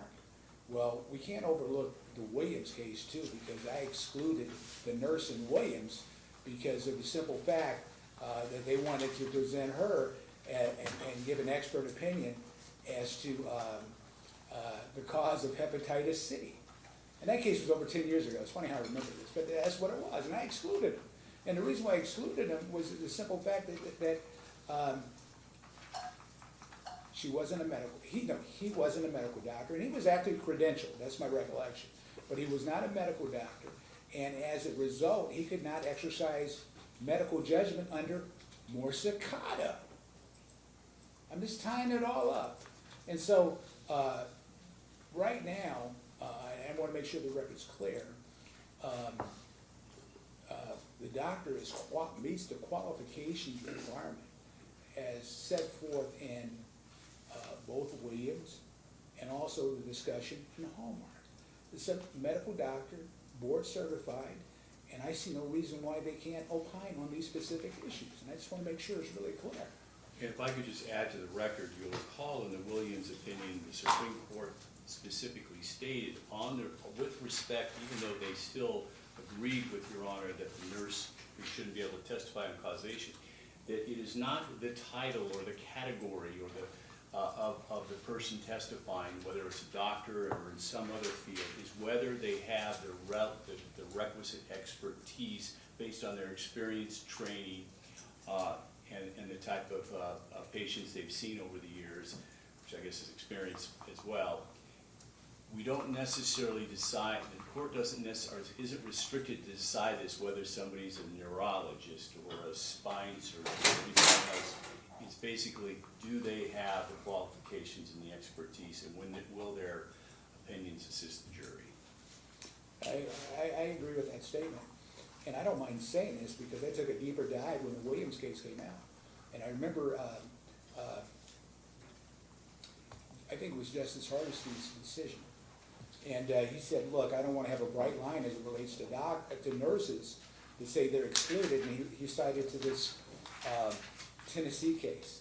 But what he didn't do was, he didn't go and look at the Tennessee case because that was a nurse practitioner, and pursuant to Tennessee law, they can exercise medical judgment under the supervision of a physician. Right? And I mean, I took it to the next step. And I don't mind saying it, and this is something no one has ever really brought as an argument, but at the end of the day, I think a lot of these issues are statutory in nature. Because if you take a look at the statutes, and like for doctors or for DOs, they specifically set forth what doctors can and cannot do. And it's clear, it is crystal clear. And anyway, that's another day. But I'm gonna permit the testimony on the neuropathy. So I guess, I just wanna make sure, I guess I'm denying the motion, is that? Yes, Your Honor. Because to me, it's very clear, it really is. Well, and it's denied to that point, but it's gonna be denied in part and granted in part based on the stipulation. Oh, I'm not gonna touch the stipulation, whatever you agree to. We're just talking about DOs. Understood. Yeah, whatever you agree to, I never get involved. I like to get out of the way. I hope you could agree on everything and settle this case so we don't have to go to trial.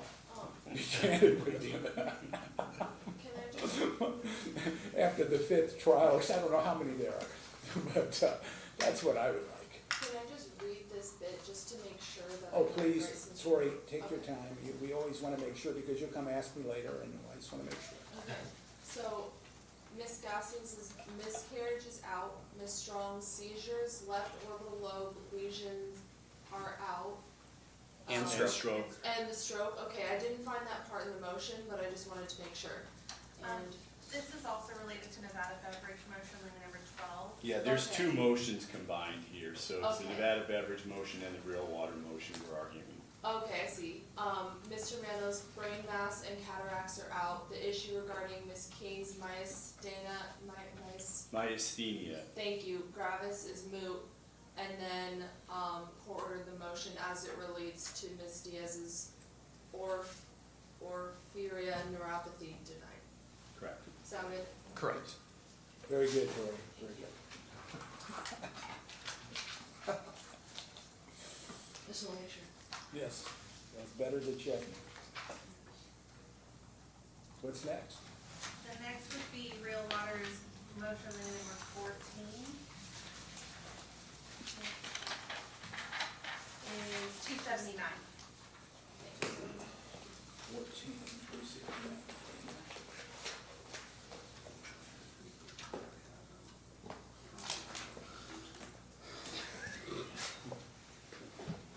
You remember? Thank you, Your Honor. Let me catch up with you, so I want to make No sure. problem.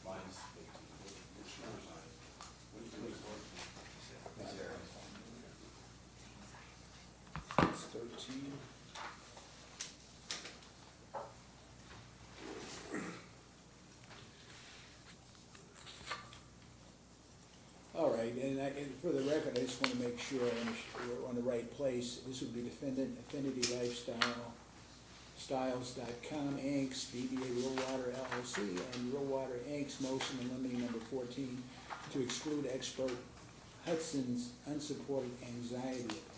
Is that it, sir? Yes, sir. May I proceed, Your Honor? Yes, you. Dr. Hudson admitted in his deposition, well, here's what we want to keep out. He testified that this batch, if that's the proper word, of plaintiffs suffered severe anxiety as a result of their conditions. When he was asked, did he interview any of these folks, he said no. Now, how would you know they suffered severe anxiety? Obviously, each individual presumably could have had different levels of anxiety, up to none at all the way to paralyzed, but he said severe anxiety, and we challenged it. He was asked, well, where did you come up with it? He said, well, and this is page 3 of our, I'm sure I had it in the original motion, I'm looking at the one on page 3 of our reply, Your Honor. Okay. I have the motion. Let me see if I can find the reply.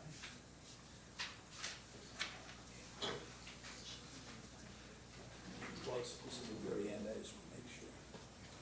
I think there might be a continuation.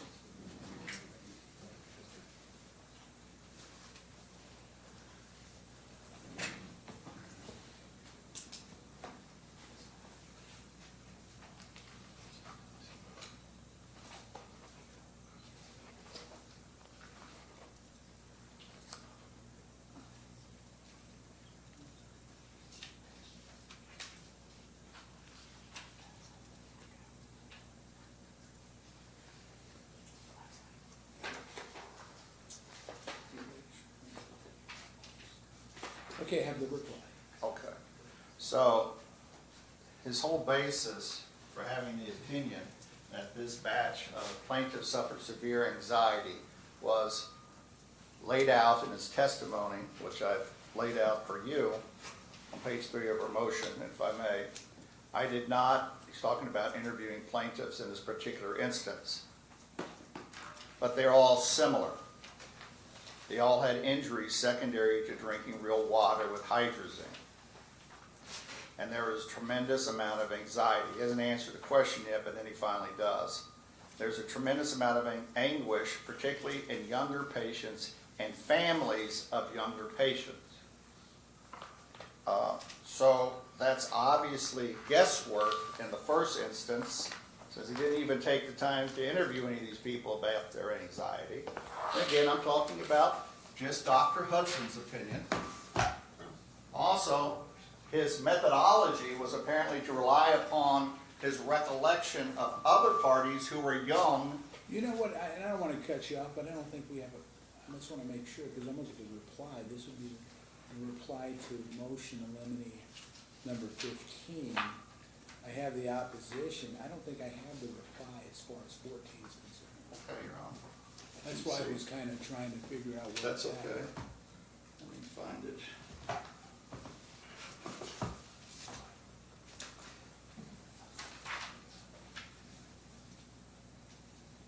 have to find it on my own sheet, unless here it is.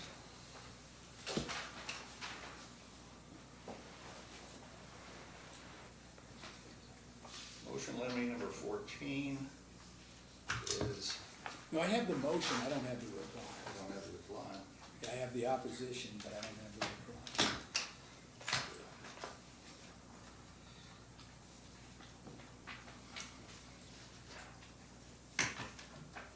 If it's okay with counsel, Robert, it's okay if I give that to the judge. No, it's okay. I approach, Your Honor. You sure can. Thank you, sir. Thank you, sir. Your Honor, what I've given you is the pleading portion of the reply. Certainly provide the reference deposition if the court needs it. But as you can see there on page 3, Your Honor, what Dr. Hudson did. So we take his deposition, says these people, well, he was basically, the question was asked of him, isn't it true these people had severe anxieties? And then when it came to cross-examination, where did you come up with that? Because it was the understanding he had not interviewed any of these people. And so he said, he admitted he had interviewed them, but he based his opinion on, he had interviewed other patients, and the younger ones, and the families of the younger ones had this severe anxiety. That's not a big, you know, you can have all the qualifications in the world, but obviously that's speculation. It didn't come from the horse's mouth, number one, but if it did, he's basing it on an entirely different group of plaintiffs. None of these plaintiffs, who I know of, are younger, as he decides them. And number two is, there's no families. What relevance does that have? So it may be self-evident to people who went to the hospital for their liver ailments, they can testify to that. Or if someone sought psychiatric care or psychological care, or even mentioned it to their doctors. In this particular instance, none of that happened. And that's why we wanted to exclude it, Your Honor. Thank you. Thank you.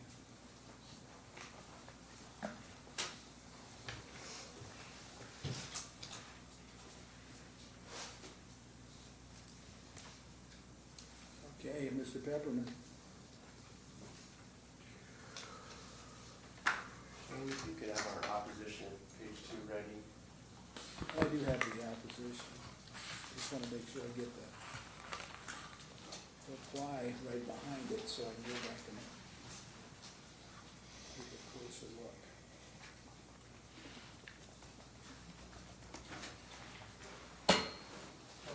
Do you need this? Can I keep this copy? You keep it, Your Honor. Okay, thank you. And for the record, we were referring to the reply, to motion in limine number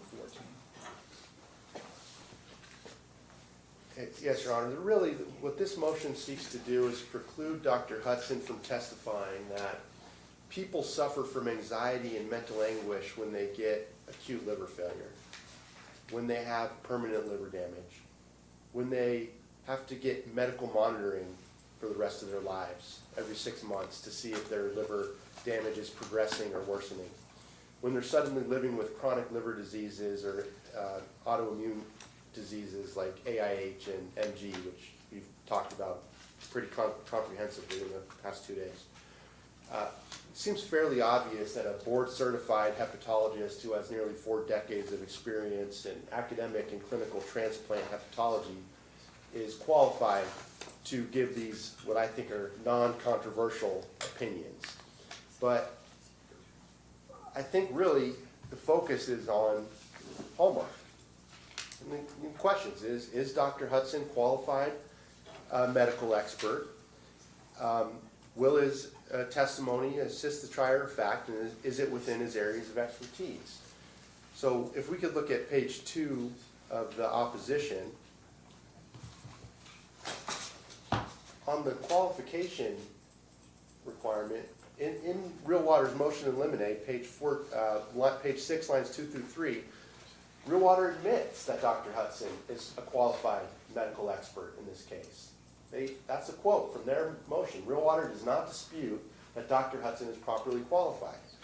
And so based on that, I would refer the court to the Fernandez decision, which says, quote, once a physician is qualified as an expert, he or she may testify as to all matters within his or her experience or training, and the expert is generally given wide latitude in the opinions and conclusions he or she can state.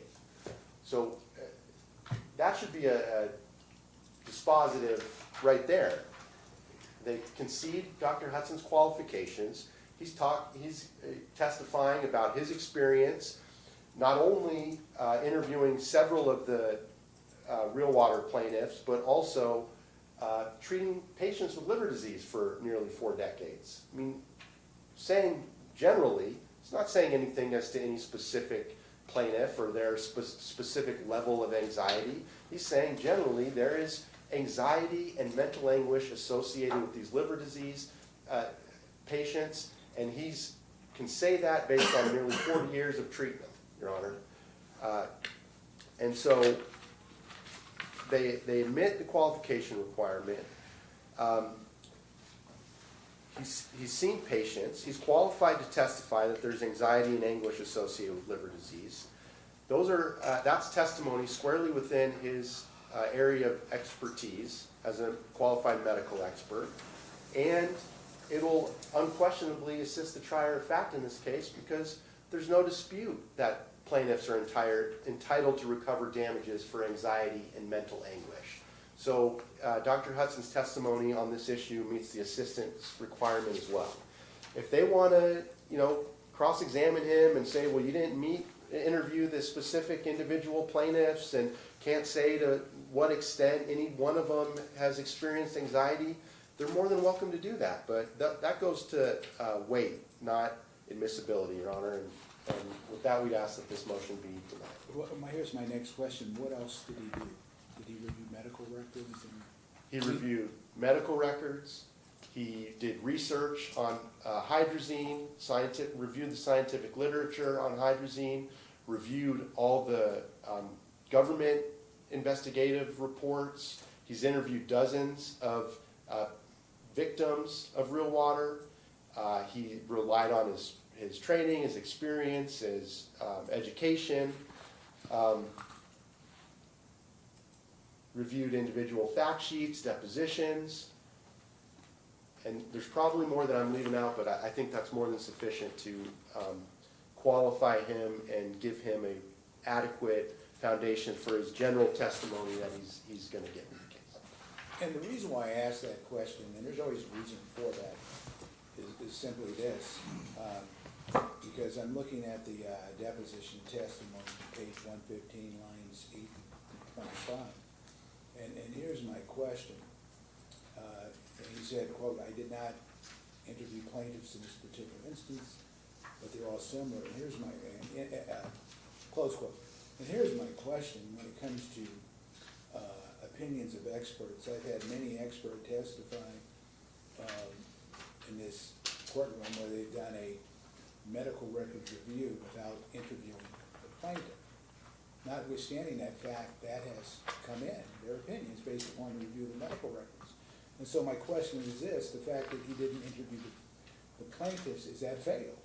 And we clearly have lines of cases in this state, and it happens all the time customarily, where doctors just do a medical records review and they opine on injury causation or lack thereof based upon a medical records review without interviewing the plaintiff. Right? Exactly, Your Honor. That is one factor that goes to the weight that a jury may give to his testimony, but not his admissibility. All right. May I reply, Your Honor? Oh, absolutely. Because that's why I asked the question, what did he do?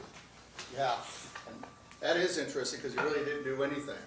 Because during his deposition, Your Honor, there's no reference.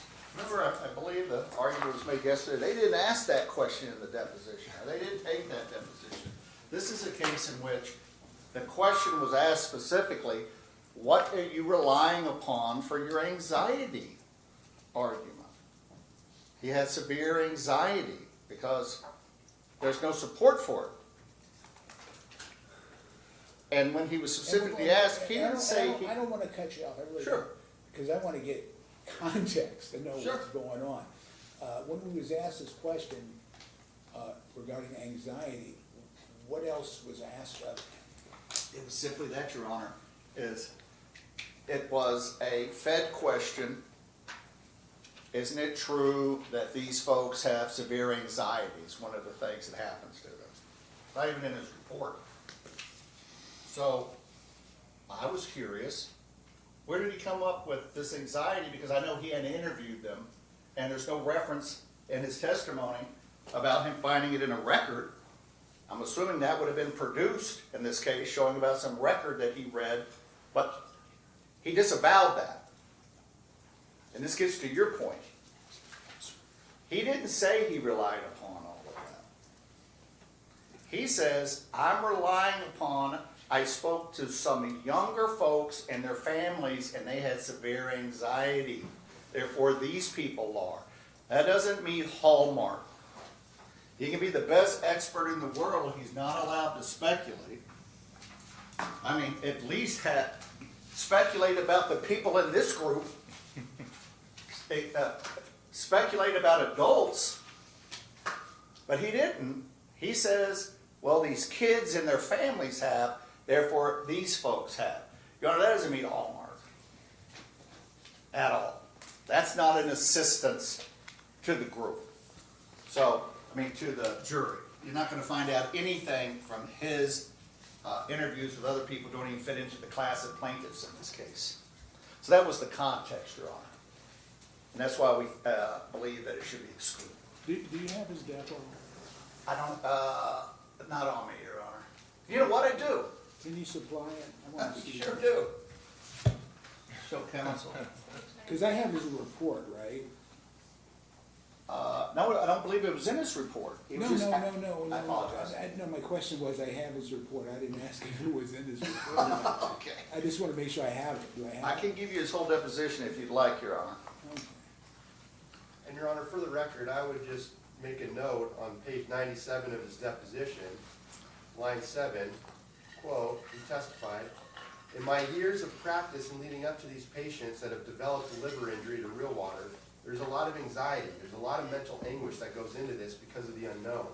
In patients that have a liver injury and there's the possibility of scarring, and you don't know how much scarring there is, you don't know how it's going to progress over time, these patients really are very anxious and very, I think anguish is probably the best way to say it. A lot of mental anguish not knowing what the future holds for them." And what page is that, counsel? Page 97. And if you look, I'll give you the, Here, you can tab them for me. okay. I'll look at them. That's Here, fine. you can approach there. You can Sure. use this for right now, because I'll read it. I'll read it. Just tab them for me. Thanks, Your Honor. And the reason why I asked that question, I just want to get some context Sure. as to what's going on, that's all. Because it's a fascinating issue. So you wanted me to tab, what page, counsel? 97, Sorry? 97. 97. And Your Honor, you have my quote up there? Oh, you mean the quote on page 3? Yes, sir. No, I have that, but you can tab it anyway. What page is that? Oh, I'm sorry, line 115. I'm sorry, pages 115, lines 8 through 25. Okay. Okay. Yes, Your Honor. So I'll give this back to you. And for the record, I'm being handed a copy of Dr. Hudson's deposition, and there's no notes or no underlines or nothing like that for me to read. Right, Your Honor. It's just, and it's the mini, and it's got the little index at the back. So when he was pressed, tell me what you relied upon. He told me, and that's why we want it out. Thanks, Your Honor. I appreciate it, thank you, sir. All right, this one I'm gonna take a look at. Let me think about it. Yes. And Your Honor, I apologize for not having a copy. No, that's okay, no, that's fine. You know, there's too much paper anyway. Can I clarify something there, Ms. Hall? Yes. Okay, so earlier, a stipulation was placed on the record regarding Nevada beverage, motion limiting number 6. Did that also include Real Water's joinder to that motion? Yes. Okay, And that's consistent through those. Okay, I just need to clarify for the minutes. I appreciate it. Thank you. Thank you.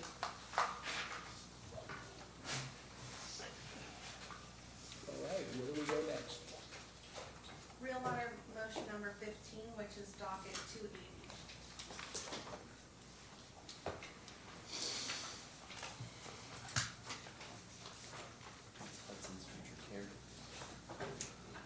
Make sure I keep- Your Honor, Dr. Hudson in his report, seems like he's a hot topic today, gave a throwaway line that he had reviewed Dr. Hirschfeld's future care, and his opinions were in line with it.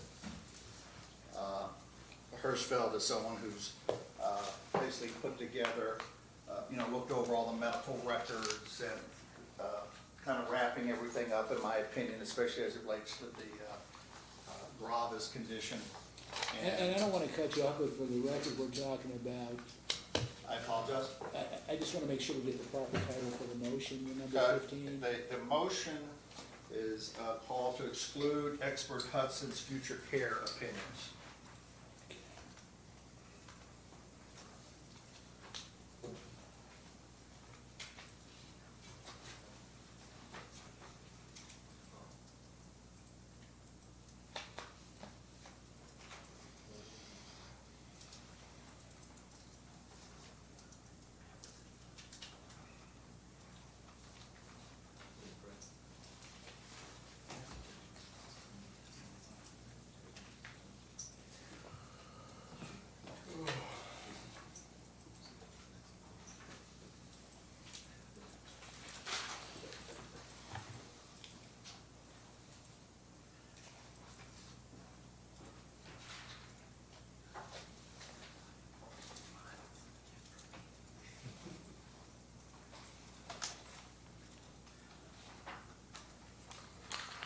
Okay, I think I can. Thank you, Your Honor. And so, summarizing is, Dr. Hirschfield is gonna, I believe, gonna provide opinions related to, this is only for Ms. King. Her conditions, he's focused a lot on the myasthenia gravis and a future care of like $4 million plus. And Dr. Hirschfield, in my opinion, has a kind of a throwaway line in his report where he says, you know, and as relates to her future care needs, my opinions align with that of Dr. Hirschfield, and then quotes his number. And I know we've just had a lot of argument over this, whether you can do it or not, and, you know, you can diagnose something, doesn't mean that you can operate. You can have a radiologist diagnose a slip disc, but he's not gonna fix the surgery. But I don't know what this is. This is a particular issue in which you have to do the work, Your Honor. You have to go out and find what those charges are, what those costs are. This clearly isn't his field, given these injections. It's confusing, but that's not his field. And he's just jumping on to Hirschfield's opinion. He doesn't have the background, and there's nothing in his review that he went and looked over medical bills, looked at future medical bills, what bills are going to cost, etc. So not only is his testimony redundant and unnecessary in light of Dr. Hirschfield's testimony, we don't need him. Why are we listening to that? He's the liver expert. Why is he giving future care costs? But he has no foundation for coming up with it, and say, I simply agree. Now keep in mind this is the same doctor who during his deposition didn't know how much he charged in the deposition. So that's just an interesting note, a complete lack of qualifications for Dr. Hudson in this limited area that I'd like to have excluded. Thank you. I'm looking here, I don't know if I have the opposition. You don't need it, Judge. But we'll get into it. You have the opposition?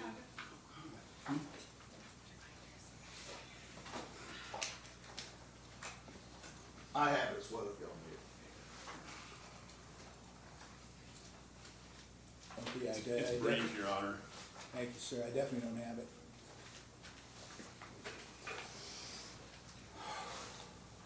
Did you want me to give you a minute, Judge? No, I'm fine. All right, so Real Water's motion should be denied here for three simple reasons, Your Honor.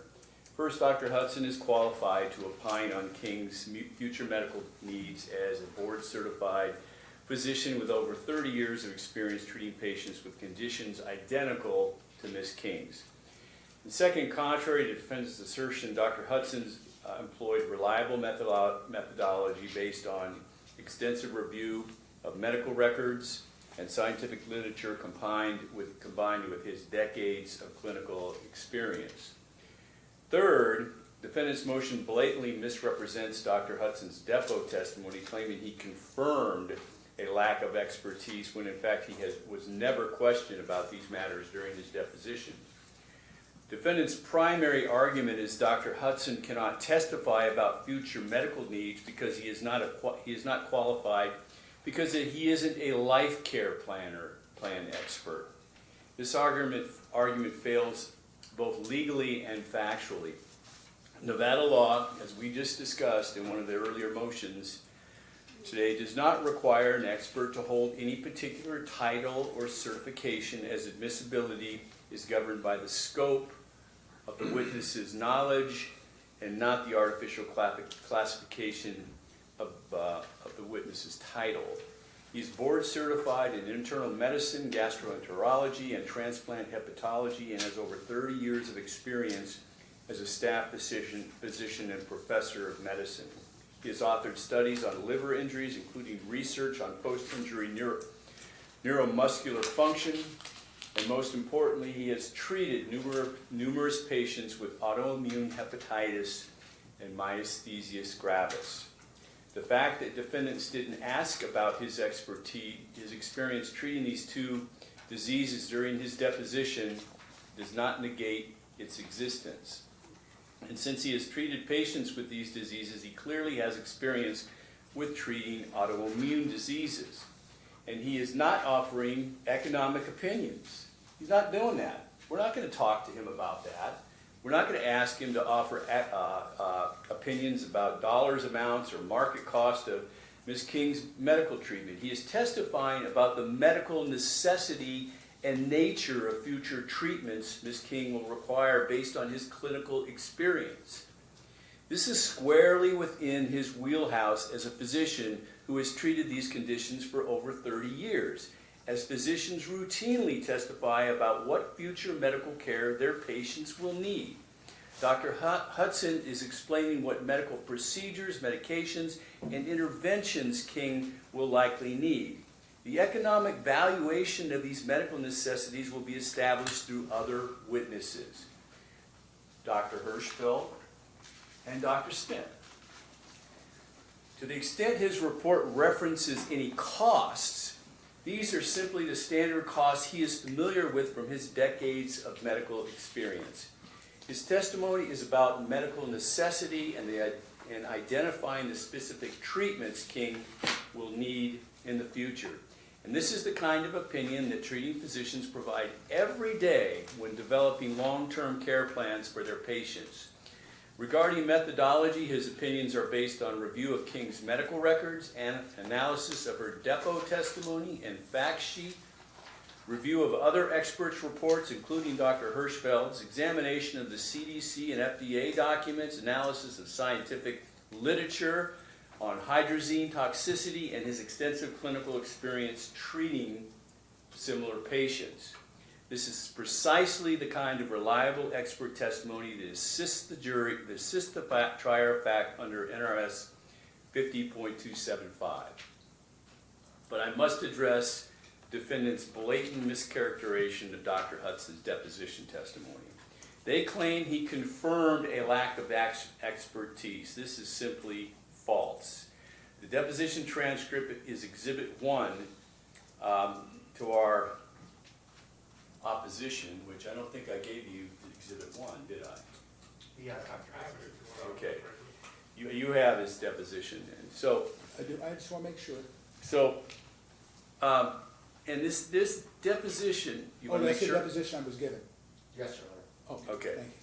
And this deposition shows defendants never asked Dr. Hudson a single question about, 1, his experience providing future medical care recommendations, 2, his treatment of patients with myasthenia gravis, or 3, his methodology for determining future care needs. Dr. Hudson meets all the requirements under NRS 50.275 and Hallmark, and his testimony will assist the jury. Dr. Hirschfeld will put the dollars in for what each of these treatments are. And then Dr. Smith, and how long she'll need them, which I think they're all for a lifetime. And Dr. Smith will come in and calculate the present value of that, taking into consideration medical inflation. Dr. Hudson's not going to do any of that. Your Honor, I'm glad he agrees with me. We have an agreement that court can grant my motion. No, it's not granted, Your Honor. I didn't agree that this motion be granted in any way, shape, or form. Because if you read this motion, Your Honor, I thought I they're had- asking to Your Honor, I exclude thought I him had completely. table. You know, gentlemen, what am I gonna do? I'm gonna listen to everybody. I've always do that. Right, I do, I listen. And, but go ahead, sir. Because it's my understanding, Doc? there's no stipulation to the motion, right? Our motion in limine, and the argument before you was to state that should exclude Dr. Hudson from testifying that the cost for Lisa's future medical needs is $4,185,984.17, as plainly stated in our motion. Our argument was, he didn't, there's nothing in the record or his deposition where he went through medical billings, etc. And that Hirschfield's already talking about, or testifying about that, and Smith is already testifying about that. I put it in my motion and they agreed. So, long as we're in agreement, that could be on the stipulation, that Dr. Hudson's not going to testify to numbers, as Mr. Edlett stated, then I guess this motion is resolved. Thank you. Your Honor, that is so inaccurate, it's just mind-boggling to me. The title of their motion is Defendants Affinity Lifestyle .com Inc., DBA Real Water LLC, and Real Water Inc.'s motion in limine number 15 to exclude expert Hudson's future care opinions. Not his economic evaluation, his future care opinions. That's the motion. We never claimed, he made some statements about Dr. Hirschfeld's number, but we never claimed he was going to get up there and give the same testimony or talk about the actual numbers. He's talking about the future medical care. That is what this motion is. The motion should be denied. And ultimately, and I'm gonna take a look at it, but I understand the nuance. And here's my point. As far as Dr. Hudson's concerned, I want to make sure I'm clear on this before I review it, because I look at the deposition. In essence, Dr. Hudson, his opinion would be the necessity of future treatment and care. Right. Right? Not saying if you have someone else to board it as far as numbers are concerned. Am I missing something? You're not, Your Honor. You're not missing something. He should not be boarding numbers. Okay, but there's a difference between boarding numbers and the necessity of treatment and care in the future. Right? Can't we all agree on that? It is, and their motion is to exclude his expert Hudson's future care opinions, not the money. Well, Your Honor, I'm pretty sure I can tell you what we filed the motion on, and there's a bunch of $4 million figures in the motion and the reply. I think you understand. Yeah, I understand. I'll take a look at it, but I just want to make sure I'm clear again, because this is what my notes reflect. Dr. Hudson is being offered for the opinion as to the necessity for future treatment and care. And what those particular treatments are, Your Honor. I understand, I do.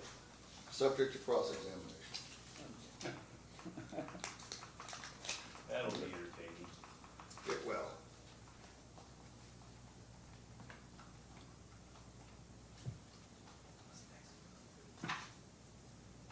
Okay, I got it. I'm gonna go back and read it. Where do we go next? Judge, on, Can I just review the rest, everything else in this issue minute orders? I was gonna agree to a stiff on this next one. You won't have to read it. It was motion limiting number 7. If you remember, Mr. Pham was the Real Water Quality Assurance Director. He testified that his 2 neighbors were hauled away by ambulance after drinking real water. I do, I remember that. Yeah, we've agreed not to call Mr. Pham as a witness, and we will not reference his 2 neighbors as a prior incident. Thank you, counsel. Be clear. And for the record, where are we at as far as number? Because Tori, you need that, right?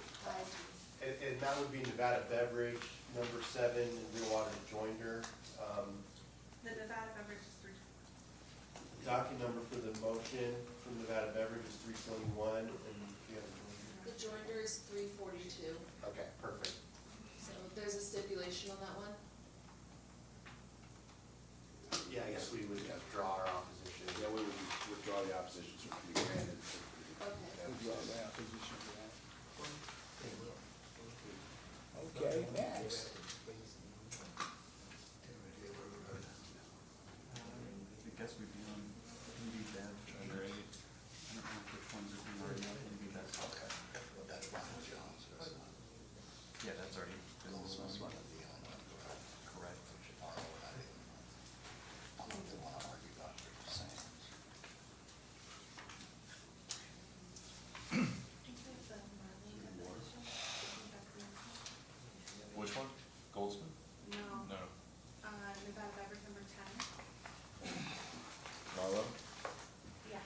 agreed to submit that on the record. In case it wasn't clear, sorry. It's okay. Nevada beverage motion limiting number 10, which, I'm sorry, I'm grabbing the doc number, 323, I'm so sorry, I lied, 324. So 324 to exclude John Marlowe's deposition and testimony regarding titanium tubes. That is gonna be submitted on the papers. Okay, Do you have that, Tori? yeah, and the joinder is 345.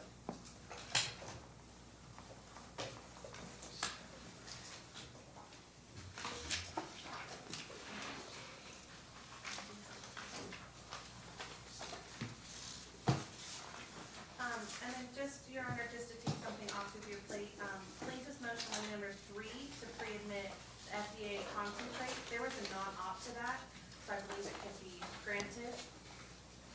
All right, not on? Oh, I'm sorry, I'll grab these docket numbers. That would be docket number 236. Okay. The non-op will grant that. And then on number, plaintiff's motion limiting number 4 to pre-admit the Loma Linda article, which is doc number 237. There was also a non-op to that, which we believe means it could be granted. Okay. And we'll grant that one. Take your time, Tori.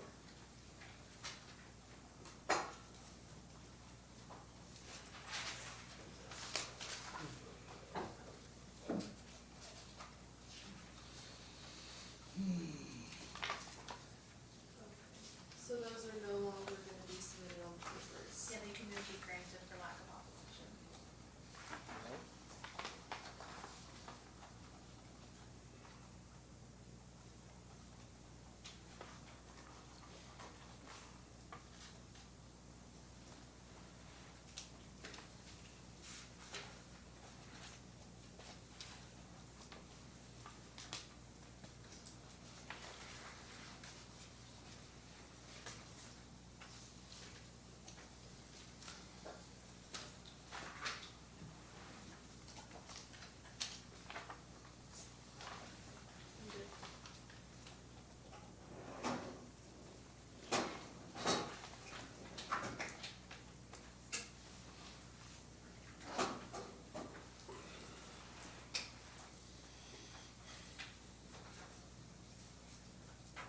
Is there anything else?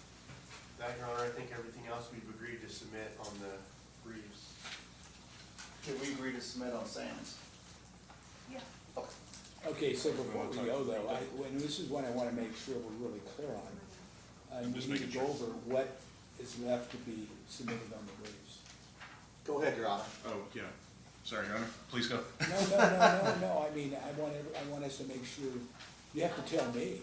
Right. Do you have your list? Yeah, so I have, docket 280, defendant, Affinity Life Science Real Water, motion limiting number 15 to exclude expert Hudson's future care hearings. I have that outstanding. That's the one we The one just we argued. That's the one we just did. Oh, I haven't had a chance to write that down yet, sorry. Yeah, that's one I'm taking under advisement, I'll take a look. I haven't had a chance to write this down. Okay, I have, docket 311, which is Real Water's motion to seal and redact confidential exhibits to the motion for partial summary judgment regarding Carolyn Strong's claims. There's no opposition to that, Your Honor. No opposition? Would be one we would have joined. Okay. That'll be right.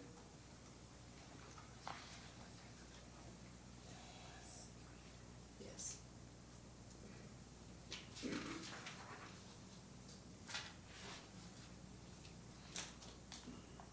I'm just making sure I have it missing. I have Nevada Beverage motion limiting number 5 to exclude Nevada Beverage's 30B6 deposition testimony regarding untimely disclosed exhibits. That was moved. Yeah, well, it was our motion, it was, we agreed that, that particular witness was not gonna be called by you guys. So under that circumstances, it's moot. Okay. What else do we need to? Okay. And then I have Nevada beverage, motion limiting number 7 to exclude, I've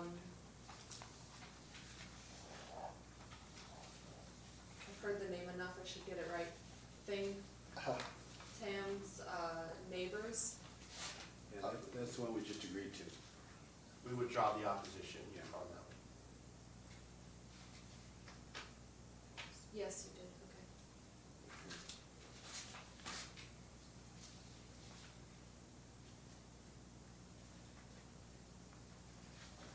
Okay, and Nevada beverage, motion limiting number 9 to exclude Goldsmith deposition at trial, and that's docket 323.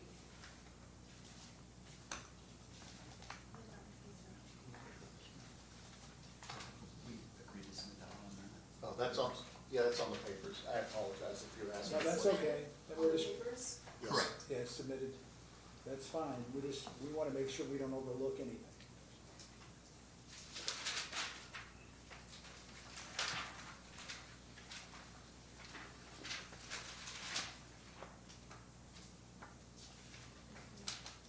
And then. I feel like this one has two X. There was.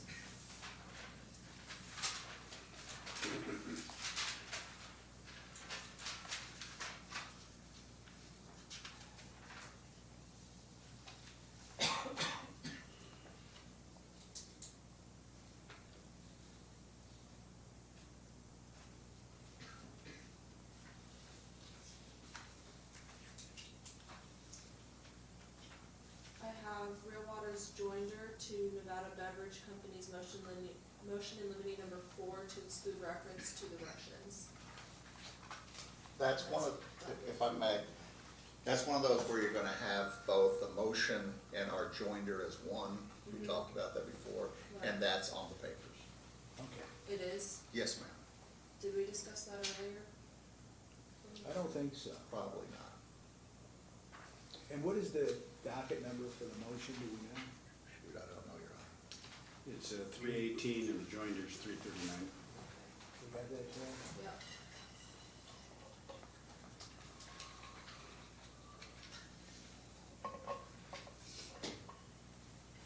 Okay, I have Real Waters Joinder to Nevada Beverage Company's motion limiting number 6 to exclude plaintiffs from presenting unfairly prejudicial analogies to the jury, including analogies to Wicked Witch of the East. I know we discussed this earlier, but it just, Well, That's the There one was where the overlap. we agreed to throw out the witch and we're keeping the hydrant. okay, yes, you did. Throw out the witch. This is a court of law.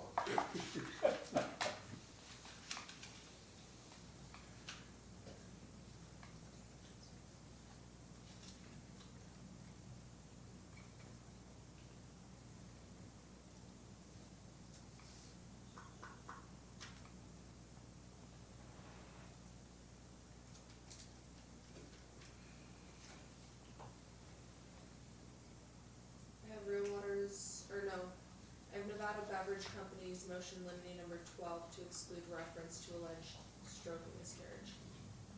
So that one, was the same ruling as real water number 12.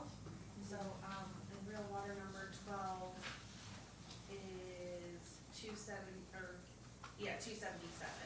So there was a joint opposition and they can be determined together. Okay, so I can just include this with that one. Correct. Yes. right, that one where we had all those various conditions. Yeah, I'll just include that.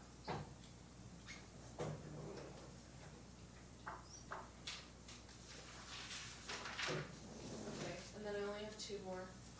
Plaintiff Lisa King's motion to seal exhibits to plaintiff's opposition to defendant Real Waters' motion for partial summary judgment as to plaintiff Lisa King's allegations of developing myasthenia gravis as a result of consuming Real Water products. And that is docket 434. We can stipulate to that. Okay, sure, let's get stipulation to grant it? Yeah, seal, it's the seal. Yeah.